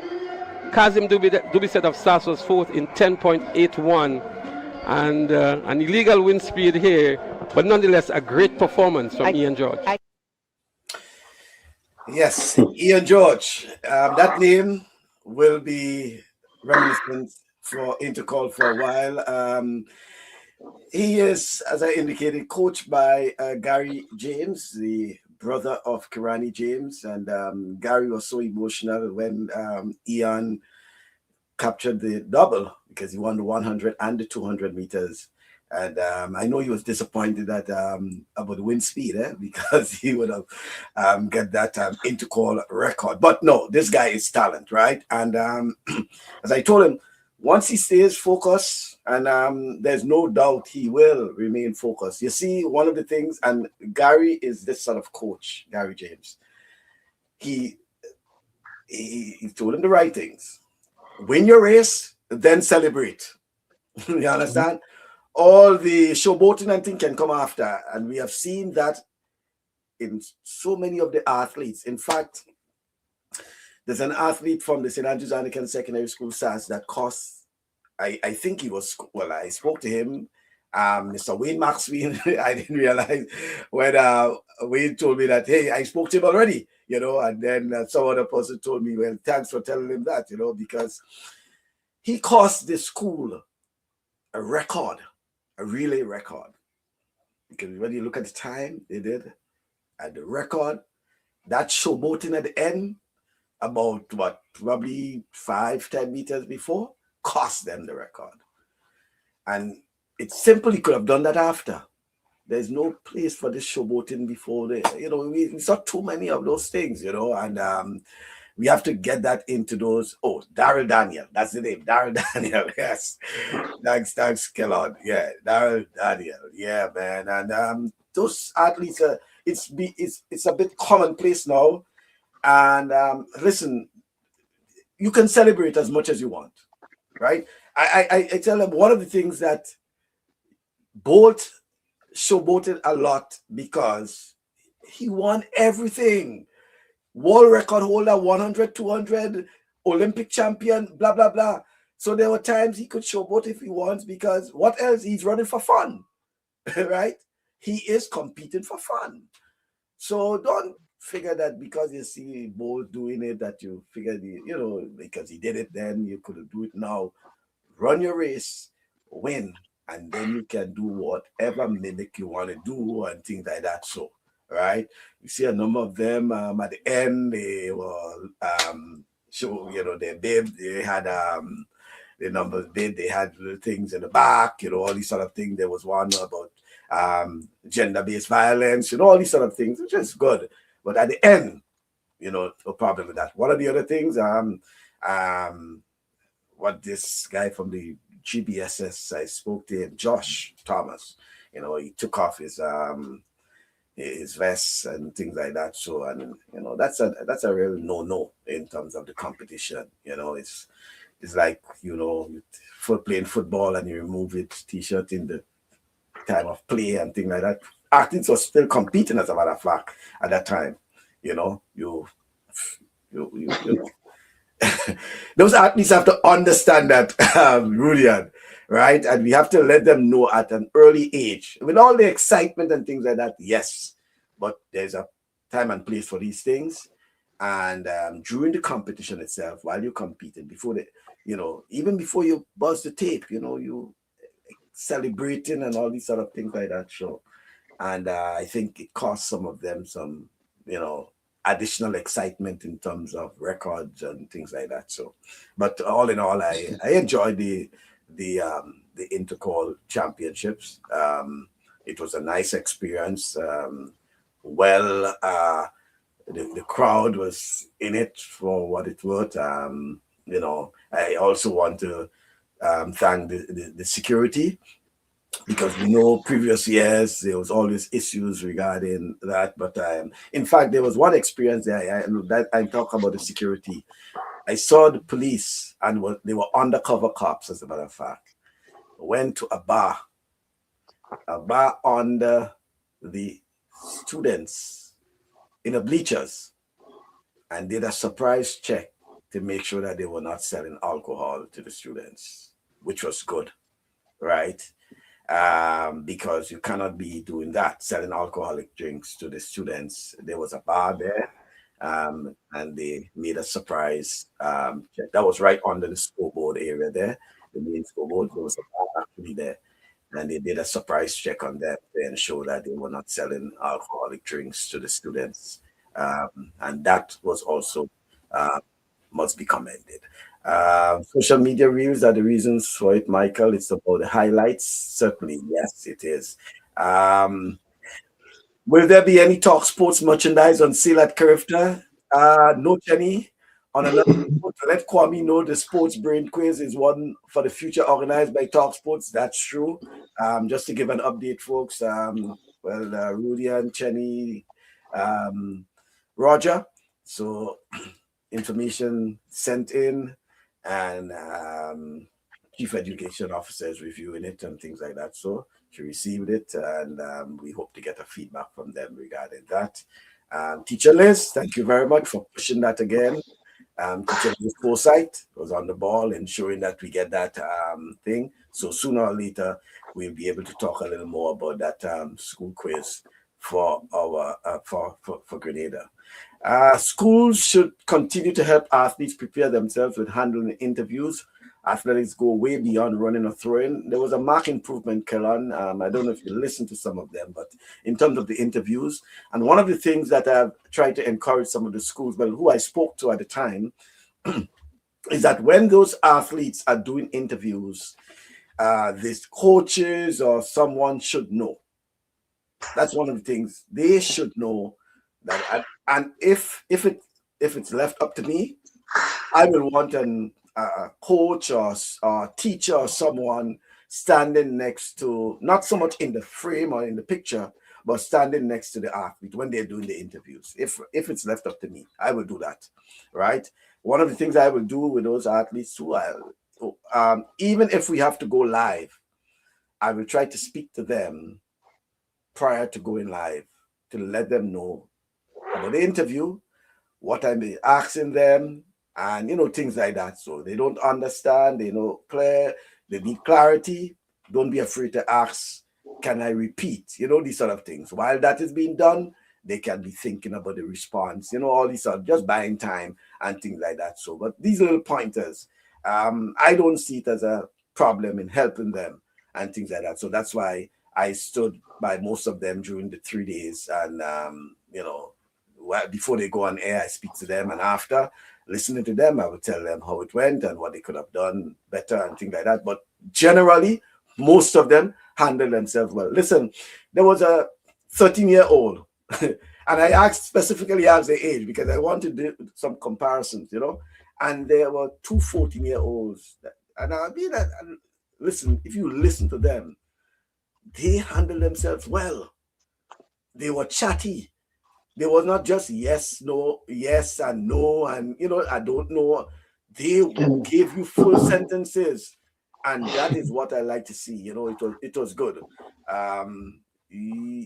Yes, yes. There were a few of that, Kellan, about catching their breath before they speak. There were few because in some cases, it took a while for them to get the interview, right? Yes, I saw that. Yeah, and one of the things Sharon did specifically was to ensure that, I think there was an athlete who had a problem in breathing. That's natural with the athlete.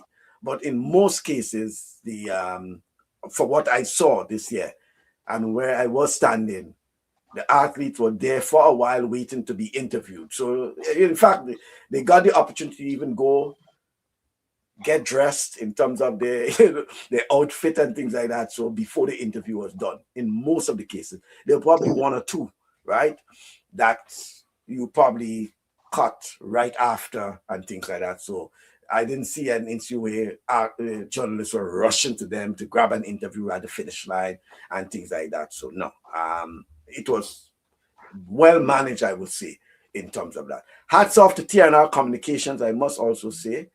Folks, you have been getting and viewing not just intercall, but whether it's national championship, national relay meets, the various school meets. And you would have seen, I showed you some behind the scenes of TNR Communications and what being done. Listen, all these guys are local guys, locally trained, whatever. Hats off to Mr. Richie Olivier and his team at TNR Communications. And I also want to say hats off to our commentators. Listen, a lot of folks are bashing our commentators and our analysts, and there's a difference. I wrote a commentary what day it was, and there was nothing to do with the commentators, but people went in about commentary and the commentators. It had to do about the coverage, the sports writers, the journalists, the reporters. We have a lot of photographers, and Haran Photo and Junior Checkley and others. Hats off to you guys. You have been doing a wonderful job over the season in terms of capturing the graphics of our track and field athletes, sports in particular. Where I have issue with it is with sports writers, journalists, reporters. I don't think we have. I don't see them, right? And yes, we do not have daily newspapers. We have weekly. So the idea is that what can you tell me come next issue that I don't know yet? Yeah. We all know who are the champions. We know who are the record holders, who are the whatever it is. If you have to give me intercall, you have to tell me something different because we know who won already. 1 week later, you cannot come and tell me SAS won girls and they won boys and how much points and thing. No. And that's what I'm saying. Our writers, our reporters, our journalists, they have to be creative and find other things that you can bring to the readers that we probably didn't know. You were there. Yeah. Rudian wasn't there, but you can probably give Rudian something to make him feel that he was there. Yeah, he was there. Probably a spectator, an official, or someone saying something, these are. As per our commentators, They are not media people. None of them are working in the media. Yeah. So why are you trying to bash them when they are just doing what is probably a passion? And by the way, most of them that bashing, you put a mic in front of their mouth and they can't utter a I'm to word. say. Yeah, they have nothing to say. They can't utter a word. They're good at on social media to criticize. That's where they're good. Social media, they criticize. They're not good. They this, that, they blah, blah, blah. They bashing the commentators. The commentators are stepping in to fill a void because we don't have that. That's a void. Yeah, Right? Yeah, it is a void. So Leslie Smith, Bernard Twine, Clyde John, Samantha Worm, hats off to you folks for keeping us informed during the season regarding track and field, whether it was National Relay Meet, National Championships, Intercall, and uncertain with some tide, etc. coming up, right? Even primary school sports, all these sort of things. They are the ones who have been there. They have their jobs, right? And they are assisting in somewhere where we have a void. So why, bash them? And then again, you're getting something for free. Other places you may have to be, pay-per-view. Now, I probably can tell Richie, probably better you do a pay-per-view then instead. Let me see if they'll complain. You're getting something for free and you're finding reasons to always complain about this and that. Yeah. About the commentators and about this and about the bias and about, things like that. So, I forgot one other name, Basil Calise Bunstein.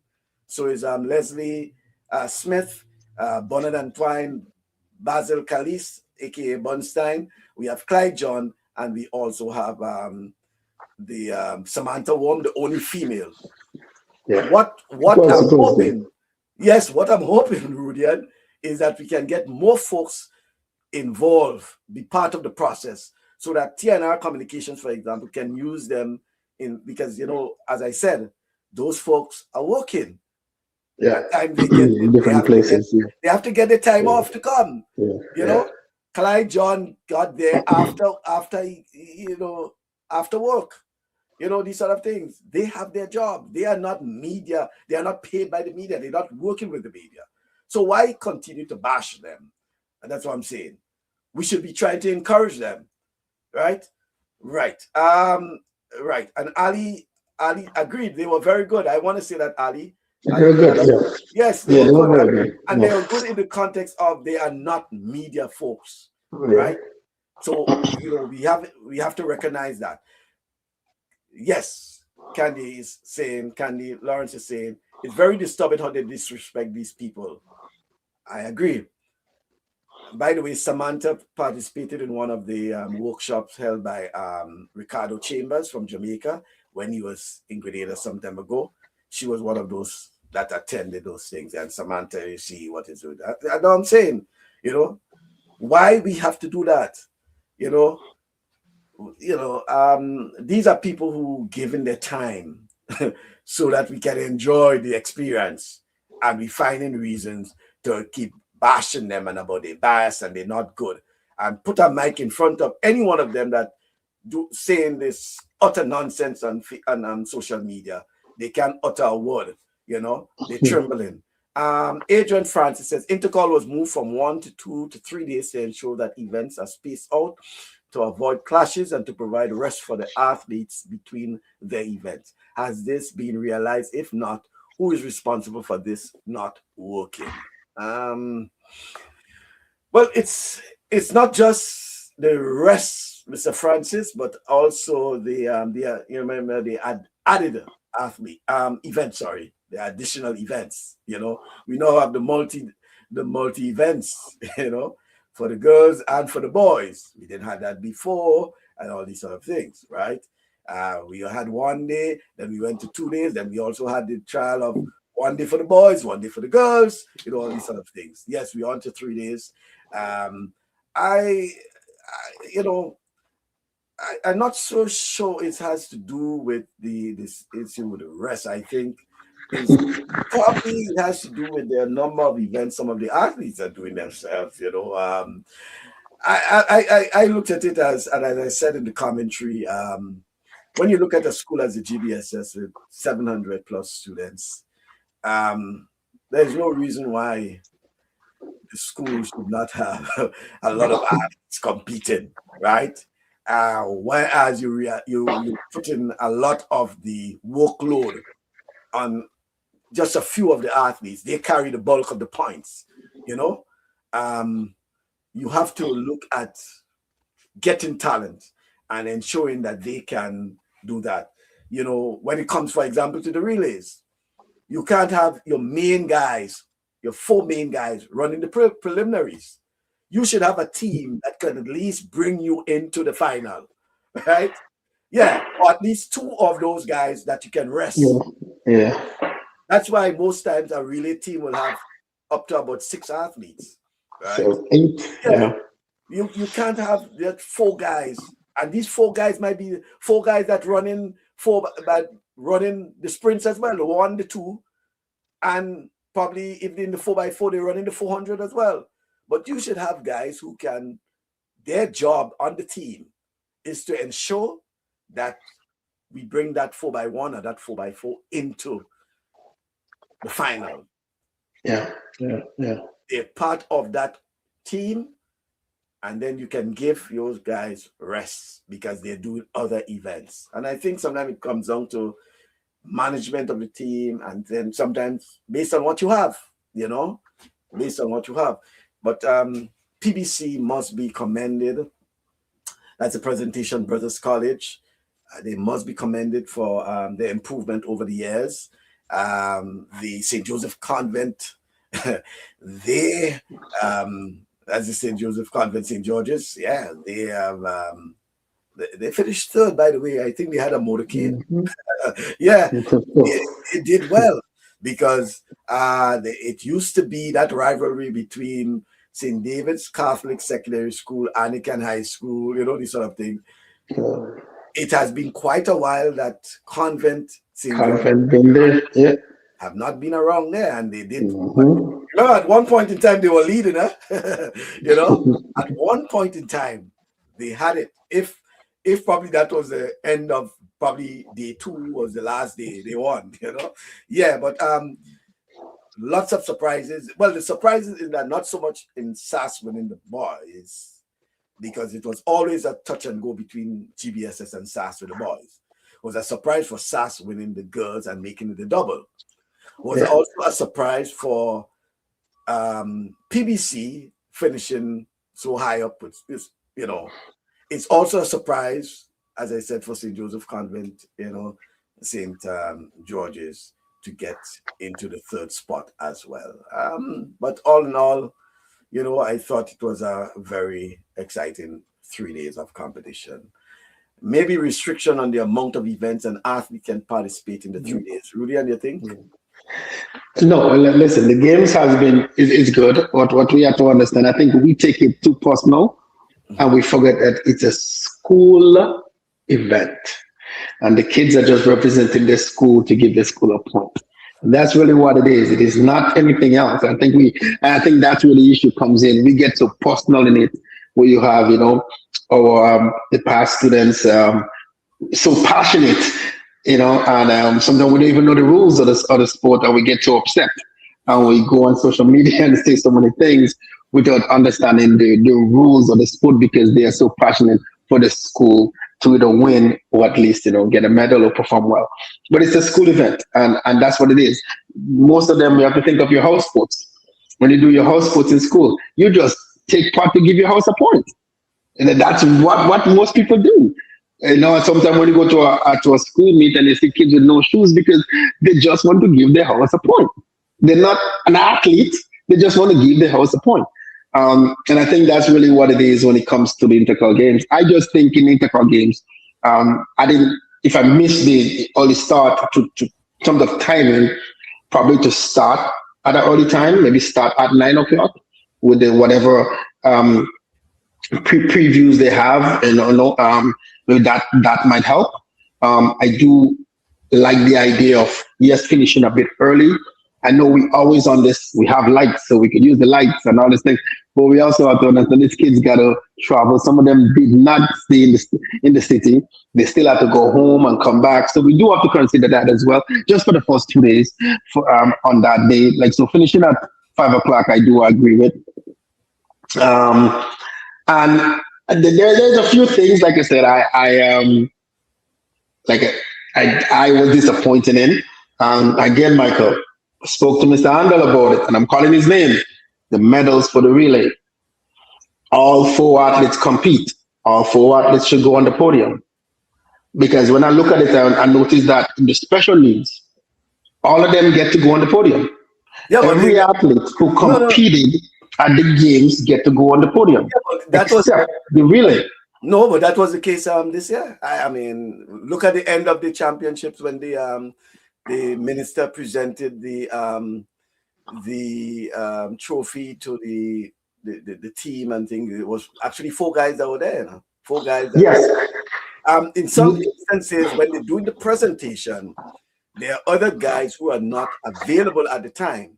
But generally, the athletes are going up to collect, because there was one instance where a guy was I think he was jumping or something like that. So he was actually in the jumping area, right? But what they were trying to do at times is that if the athletes cannot, they would probably get someone to substitute on them. Yes. No, I get that, Michael, and I've seen them. I'm talking about the relays. Yes, that's what I'm saying. Look at the end. Look at the end.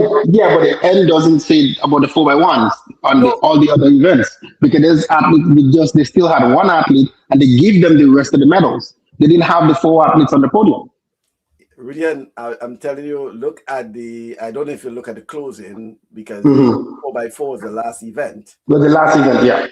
Yes. And I'm telling you that during the medal presentation for that event, the 4 athletes from the winning school, they receive the medals. All right, I have I am trying to pull up the photo there, but that is what it is. They make an effort to get the 4 athletes there from the schools, whether the first, second, third. As I indicated, what happens at times is that the athletes, for some reason, they try to get the athletes because the medal room, right?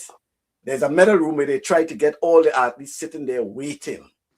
But what happens at times is that some athletes have to be involved in other events.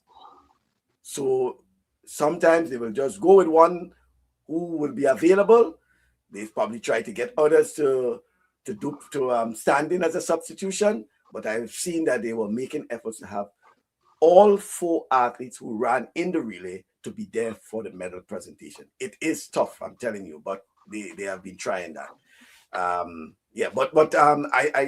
understand the point you're making there, because I think it gives it some level of legitimacy in terms of the relay team itself. You know, the 4 guys who brought, whether 4x1, 4x4, you know, they're part of the team. And whether you I understand your point too, whether it's gold, silver, bronze, the 4 athletes who represented the various teams. But I know because a couple of times I passed around that, because the corridor, in fact, that medal room there is right opposite the media room, right? So I've been seeing a lot of activities in and out of there where they're trying to get them, you know, in to get organized and get ready for the medal presentation. It's real challenging. But it's the same thing. And I know someone asked about doing the medals in the end. It's the same challenge you're going to deal with, and it can be worse in the end because somebody athletes might just leave. But it has to be, you know, flowing in between the gaps to do those things. I'm trying to remember the podium they used a year that could have accommodated that to an extent, right? It was a small podium this time around to them. It was smaller than the one they had. Last year was bigger. Yeah, for this year, it was smaller. It was a bit smaller, to accommodate all of that too. But again, I'm saying that there was one where I saw 4 of the guys standing on the I think it might have just been a winning team or whatever it is, a photo thing. But I understand what you're talking about. I think he wants to see 12 athletes on the podium together. I don't think the podium is big enough for that. Yeah, the That's big podium. enough. Yeah, It's the big podium. enough. It's big enough. Yeah. Thing. How high are you? Because Michael, listen, we do this thing on a wall level, and like I said before, these artists may never get a chance again. They will never get to do this again, you know. And I do understand. I said because you do it for every single event, all the athletes get the medals, except those who cannot go because they do another event. Um, and I think the relay shouldn't be there should be no exception on the relay as well. How high are your expectations of this Grenada CARIFTA team? Are you confident they can amass 20 or more medals at home? I don't think that I don't know. that is impossible. It's not impossible. Not impossible, and it all depends too on when we get the final team. When it is announced on Monday afternoon, we'll have an idea of the team. And but it's not. I don't think it's impossible. It's not impossible. In terms of medals, it's not impossible. Um, in terms of like really going after the goal, that could be a challenge in terms of getting more gold medals. I've seen the performance of the Jamaica teams, and man, they are performing. I'm not saying that we cannot, win or we cannot do that, but I'm just saying they're performing. I haven't seen the performance of any of the other islands this year. Some of the years I really didn't tune in as much. But looking at it, the Jamaican athletes certainly they are really performing very well. But I think it's a year we could get more medals than we ever get, and I think we are capable of doing it. We have the athletes who can do it, and I think it can be done. Mhm. Yes. There was one thing where Mr. Just before we end there, he was saying it's time we get swimming and archery into call. One of the things about getting but this one is intersecondary school athletics championship. One of the things I wanted to talk about too is that the who won the bet Grenada secure between 5 to 9 medals at the CARIFTA Games, maybe more. 5 to 9. No. 5 to 9. More than that. Grenada has gone to CARIFTA Games with smaller teams and win more medals. And win more medals, yeah. 5 to 9, nah, I don't think. I don't see that happening. I think I'm seeing more. I don't see that happening. Yeah, even if you look at past, medal totals for Grenada, as it is now, as of 2024, so they have not included 2025, but Grenada is ranking 6th among the nations in terms of medals, right? 215 medals, 58 gold medals, 70 silver, and 87 silver medals. That's Grenada. Can you imagine that? That's since, and that's only up to 2024. We have not added 2025 as yet, right? But no, I know it could be more than that. I certainly think it will be more than that. 5 to 9 is kind of, robbing us a bit of what we can, what we can deliver. Yeah. And, if you look at, the results over the years, you'll see. Okay. Now he's qualifying himself as gold medal. Sorry. Okay. Oh, okay. Gold medals. Yes. Right. So gold medals. Yeah. All right. Yeah. I would say so. They have the. And again, we only going based on what we have seen so far and things like that. So Grenada could be in that to get a couple gold medals. Yeah. And we want to wish the team all the best, certainly, because they are home, and we have to ensure that with home, it means that you you have the ability as they say, the home court advantage, right? Certainly. Yeah, home court advantage. So, folks, coming up on our program next Saturday, God's willing, and that's the weekend before the CARIFTA Games. We will have we'll be hosting the coach of Altitude Track Academy, and he's also the coach of the St. Andrews Anglican Secondary School. That's Mr. Naid Simon. In fact, we had requested him to be on the program about two weeks ago, but at the time we had asked him as a coach of Altitude Track Academy, right? But of course, we have to add also the coach of the St. Andrews Anglican Secondary School. We have to give him that credit as well. But he will be on our program come next Saturday, so look forward to that. Joining us at 1 o'clock. We have an interesting time because he will give us all the insights into the performances of the St. Andrews Anglican Secondary School, the program, all these sort of things. And it's both boys and girls he's a coach of. He's a head coach. So we'll get a sort of insight into what was behind the success of the St. Andrews Anglican Secondary School. He already told us that early preparations as early as August of last year, putting the team together, putting the program together and things like that. So, but in addition to that, what I saw over the 3 days in the athletes center, the warm-up village, the athletes village, for the St. Andrews Anglican Secondary School should be a template for other schools because they took that on another level in terms of the support team, their medics, they had cooks, they had so many people around that team that were working together. They had various tasks to ensure the success of these boys and girls. So the coaches, they were dealing only with the technical aspect. The coaches were dealing only with the technical aspects, while the others were dealing with, the other logistical things, and that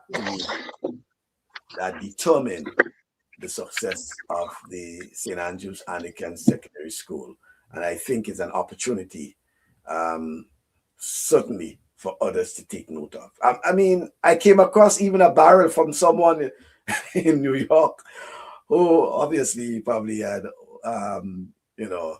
a past student of the St. Andrews Anglican Secondary School that sent stuff down to the school, sort of thing. That is what you call networking as well, right? Networking to ensure the success of the team this year. So there was an all-out effort. And I'm saying again, it probably could be a template for other schools. The only school that probably came close to that would have been the GBSS. They had other folks who were there dealing with the massaging and things like that. So, but there was a total, all-out effort by the St. Andrews Anglican Secondary School in various aspects of their support structure, to assist the team to win the championship this year. So that's why I said they're deserving of champions, because apart from on the field, with all that they're doing in terms of their performances, they were the support team behind the scenes that were working to ensure the success of the athletes, right, folks? Michael, certainly, I agree with that. And like I said, I've not seen your video. Yeah. Mm-hmm. Yeah, certainly, I agree with that. And they are certainly look prepared. And I seen everything from the show. Almost one wanted some soup as well when I see the soup on the fire. Right. Yeah. When I see the soup, I wanted some soup. But certainly they come prepared, and certainly when a team is prepared, they prepare for success in so many different ways. And that's why success came out from them. So kudos to them on that. Certainly, it was well deserved. And there's a lot of things. Teams have been done, like we see the GBSS started their performance very early. We're going to start seeing that a lot, where schools will start picking up that habit as well, and that attitude of doing early games and preparing early. So you're going to see a lot more of that happening in the near future, where schools will have the team prep and ready, just like GBSS does. So I think it will certainly be good. Yeah, I totally agree with that. And well, and what is interesting, I think, with that SAS victory there and the double victory to be exact, I think what it makes for good for 2027 will be a very exciting year for track and field, because you know what, SAS will have to defend, Yeah, right? They'll have to yeah, defend that 22. yeah. Certainly, they don't want GBSS to come back and tie, And so tie. they'll have Yeah, to defend it. For the girls, it's an opportunity for the St. David's Catholic Secondary School to rebound, for the St. Joseph Convent, St. George's to, improve, for Anglican High School to say, hey, we have to get back there, for yep. McDonald College, for For all the other schools, Boca for girls. Yep, yep. yes, it's an opportunity. So I think it's an opportunity for those coaches and even for the scouting part too. Because what will be interesting is that come 2027, well, 2026, I should say, because as soon as the Cape results out and with the students and these sort of things like that, so coaches will have an idea of who are the students that coming into from the primary school, coming into their school. As I said, the recruiting year gonna be a challenge. Yep, Yeah. yep. And who are Yep. making transfers from which school to what school, What all these school sort to of what things. school? Yep, yep. Of course, when it comes to St. Andrews, SAS will have the edge because parents will already say, boy, I'm keeping my boy. He already wants to go to SAS. My girl already wants to go to SAS, So that will be the jostling now of, hey, going to the various schools and things like that. So, but the coaches will have a very, and that's why I'm saying the structure, you have to have the structure in place. The schools should now have a recruitment person, Yep. right? Personnel. Yep. That should have been looking at form of athletes and how they look from the primary schools, the private primary schools, all these sort of things, and saying, hey, let's see how we can get that athlete into the the Wesley College or into this school, the Hillsborough, the Bishop's College, whatever it is like that. So how we can get a student to probably offer, hey, one person who was very good on that, give her credit for that, was Vida Bruno Victor at the Anglican High School. Yeah. Vida was able to get athletes and netballers who I know definitely would have gone to either SAS or Convent Grenville to come to the Anglican High School. She was good at that. She was good at that, yeah. Sally and Clark and all these others who turned out to be very outstanding athletes. They went to the Anglican High School. Sally Ann could have gone to the St. Andrews Anglican Secondary School. Yeah. So that is the sort of thing I would see in play now, because as we say in Rudian, Intercall has moved to another level. Right? Moved to another level. And I think too, Michael, one of the things too that will really help is seeing a lot of parents now is going to start getting their kids in the clubs. And that is a big thing now. That's going to be a big thing, especially from the primary school, getting them in the club system. And I think that's something that's going to be happening. I've seen the performance of the kids of the McDonald College, and I'm saying they perform that well, and they don't have a club in the parish. So imagine if they could have a club in the parish, what can happen? So certainly this is something that there's a push for that to happen, and it will happen soon. And once you see that happening, now you see clubs across the countries, and you will see better athletes. And I think that's what sometimes it's not about the schools. It's about seeing good athletes and young athletes come up. Yes, we want them to go to the school that we go to, but we also want them to get the opportunity to represent Grenada. Once they get that opportunity, we are proud. So certainly that's what it is. But I think the club system is a real good tool to see great athletes in the near future coming up. Yeah, and I agree with that point you're making there, and I'm a bit disappointed really, and that as it is now, St. Patrick is the only parish without don't have a club. And we have seen the performance, and we see the performance of McDonald College in spite of no club. We have seen the performance of the primary schools kids with no club. So imagine if they do, what can happen. Sorry. Yes, certainly. I'm going up to Sotels and poach all the good McDonald College athletes from July coming. We will start with free lunch daily at the Tuck Shop. Yes, Roger. No, but certainly, they have the talent, and they have the talent. And they can rely on the expertise of Mr. Glean, for example, right? Mr. Glean, and you have people who wants to help. You have people out there who certainly wants to put things together. It's just about getting a team together. And I think, but Michael, we talk about this all the time. And when I speak to one person who is really looking into that, I tell him I don't just want to see a track club. I say I would like to see a sports club in St. Patrick's. Not only a track club, I like to see a sports club that also that indicate volleyball, netball, basketball, not necessarily football, but to see a sports club that have other sporting events and everybody could work together, because a netball athlete might need to come and do some track workout to help them with netball, or basketball, come and do basketball workout to help them. So once you have a club that can have even football players, even though they play for the football club, they come in and get some speed, they come in and work in, that will make the club better or make themselves better. And I think that's what I would like to see, more than just another track club. Again, I would like to see a sports club in St. Patrick's that work, but we have to have the people who wants to be a part of that. So you have the netball coaches, you have the basketball coaches, you have the volleyball coaches, and that's what we want to see. And once we get that together, I think you're going to see a powerhouse coming out of St. Patrick's. Again, not only for going for the schools, but just to making national teams, because we had it in the past. We had those things in the past, so it's time to get it back. Yeah.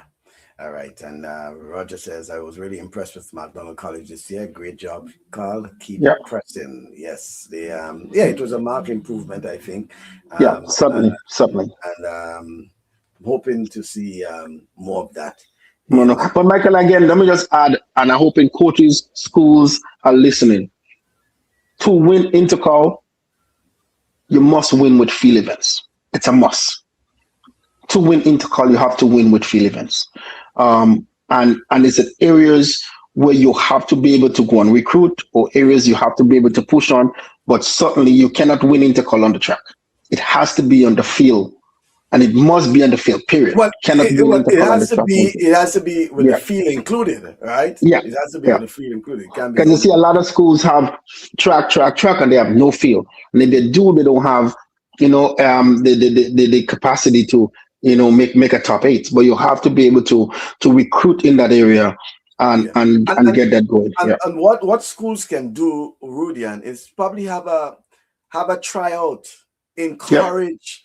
You have a tryout, because I seen the GBSS. I use the GBSS because, for example, when they have an assembly, is the auditorium. Yeah, so you have the opportunity to see the entire thing. And I'm seeing guys that I know. Once probably you get them to learn the technique. Oh, they'll do good things. To be very good throwers. They have the strength, they have the body, they have the strength. So my thing is that have a trial just for the field events. So we have field events today and tomorrow, for example, shot put. The next 2 days, disc golf, and get those guys there. Don't just use the inter-house championships to select your team.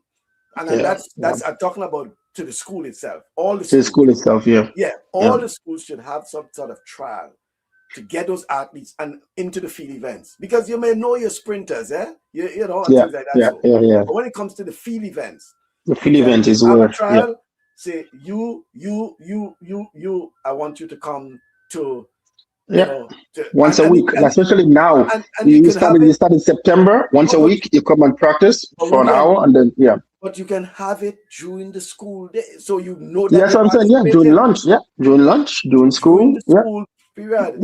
So they're coming out from the various forms, the classrooms, and they're going down to the playing field. To the field, and most schools have a field. And most schools have a field, And when it comes to the field events like the shot put and these sort of things, you just need an area, right? An area, And you saying, hey, we go into that, we're doing distances, whatever it is, and from that you can start, can start breaking down, because then you'll have an idea. Those who you probably have to show different techniques. Those is a guy, he has a very good throw, but he just doesn't have the technique, all these sort of things. So quite a bit can be learned from there. The games are mirroring what occurs in Jamaica, and that's a great thing for Grenada. The future prospects of our island looking great. Olympic medals are in the making. The programs just need to be sustained and financed. That's the really important thing about a sustained and financial program, a sustained program, but backed with finance. Okay. All right, Rudian, thank you very much. So it All was the a best. pleasure. And All see right. you See you next Saturday. week. Yes. All right then. Okay then. So that's Rudian Sylvan joining us from Toronto, my co-host. And earlier we had Mr. Kwame Hypolite. He's the chair of the marketing committee and for the CARIFTA game. Yes, Kellon, I will put it. I know you want to take your last, hooray, right? Mine is non palma sine labore. Non palma sine labore. No work without labor, right? But that's no reward without labor. But that's all right. No reward without labor. It hurts me that so much of our great athletes are falling off at TAMCC. I am recommending that we add an age range of under 20 at intercall and have students run for their past schools. The whole issue of TAMCC and their involvement has always come up and down regarding that and the age category and all, these sort of things. The problem is that, yes, TAMCC is considered a community college, and it's like asking in the high school in the US that you ask someone attending a community college to compete in a high school meet, So, it's a sort of, 50-50 in that. I understand the need to get our athletes to compete, right? And one of the things we are suggesting about the tertiary championships and getting it on a serious level, whether it's the St. George's University, the UWI, campus, TAMCC, NULO, having them as a tertiary group or something like that. So to give them competition, and not just for fun, as they used to call it, but some serious effort to tap into the talents of our young athletes from those things. Because most times, this is intercall, we enjoy those athletes competing. But trust me, they go into the T.A. Marshall Community College, that's the end of their potential on a serious note, except they go into a club, right? And they get to compete with, sometimes it's just like the relay meet, the national championships, these sort of things like that. But there is nothing at that level of intercall for them. So that's the major challenge when it comes to that. Because a student leaving school now, graduating from school and going into the T.A. Marshall Community College, yes, you want to see the balance of the education and the sporting talents. But that's where we have that major challenge when they go there, in terms of whether it's a track and field athlete, whether it's a basketballer, footballer, because there isn't any sustained program at the institution, we have that problem, right? So, folks, that's all for this week on this weekend's program. Remind you that come next week, God's willing, we'll be having the coach of the Altitude Track Academy and also the St. Andrews Anglican Secondary School SAS, Mr. Naid Simon. He'll be joining us live for that program. And until then, I want to wish you all the best. To have yourself a pleasant weekend. Continue supporting our sportsmen and sportswomen. And until then, do have yourself a pleasant weekend.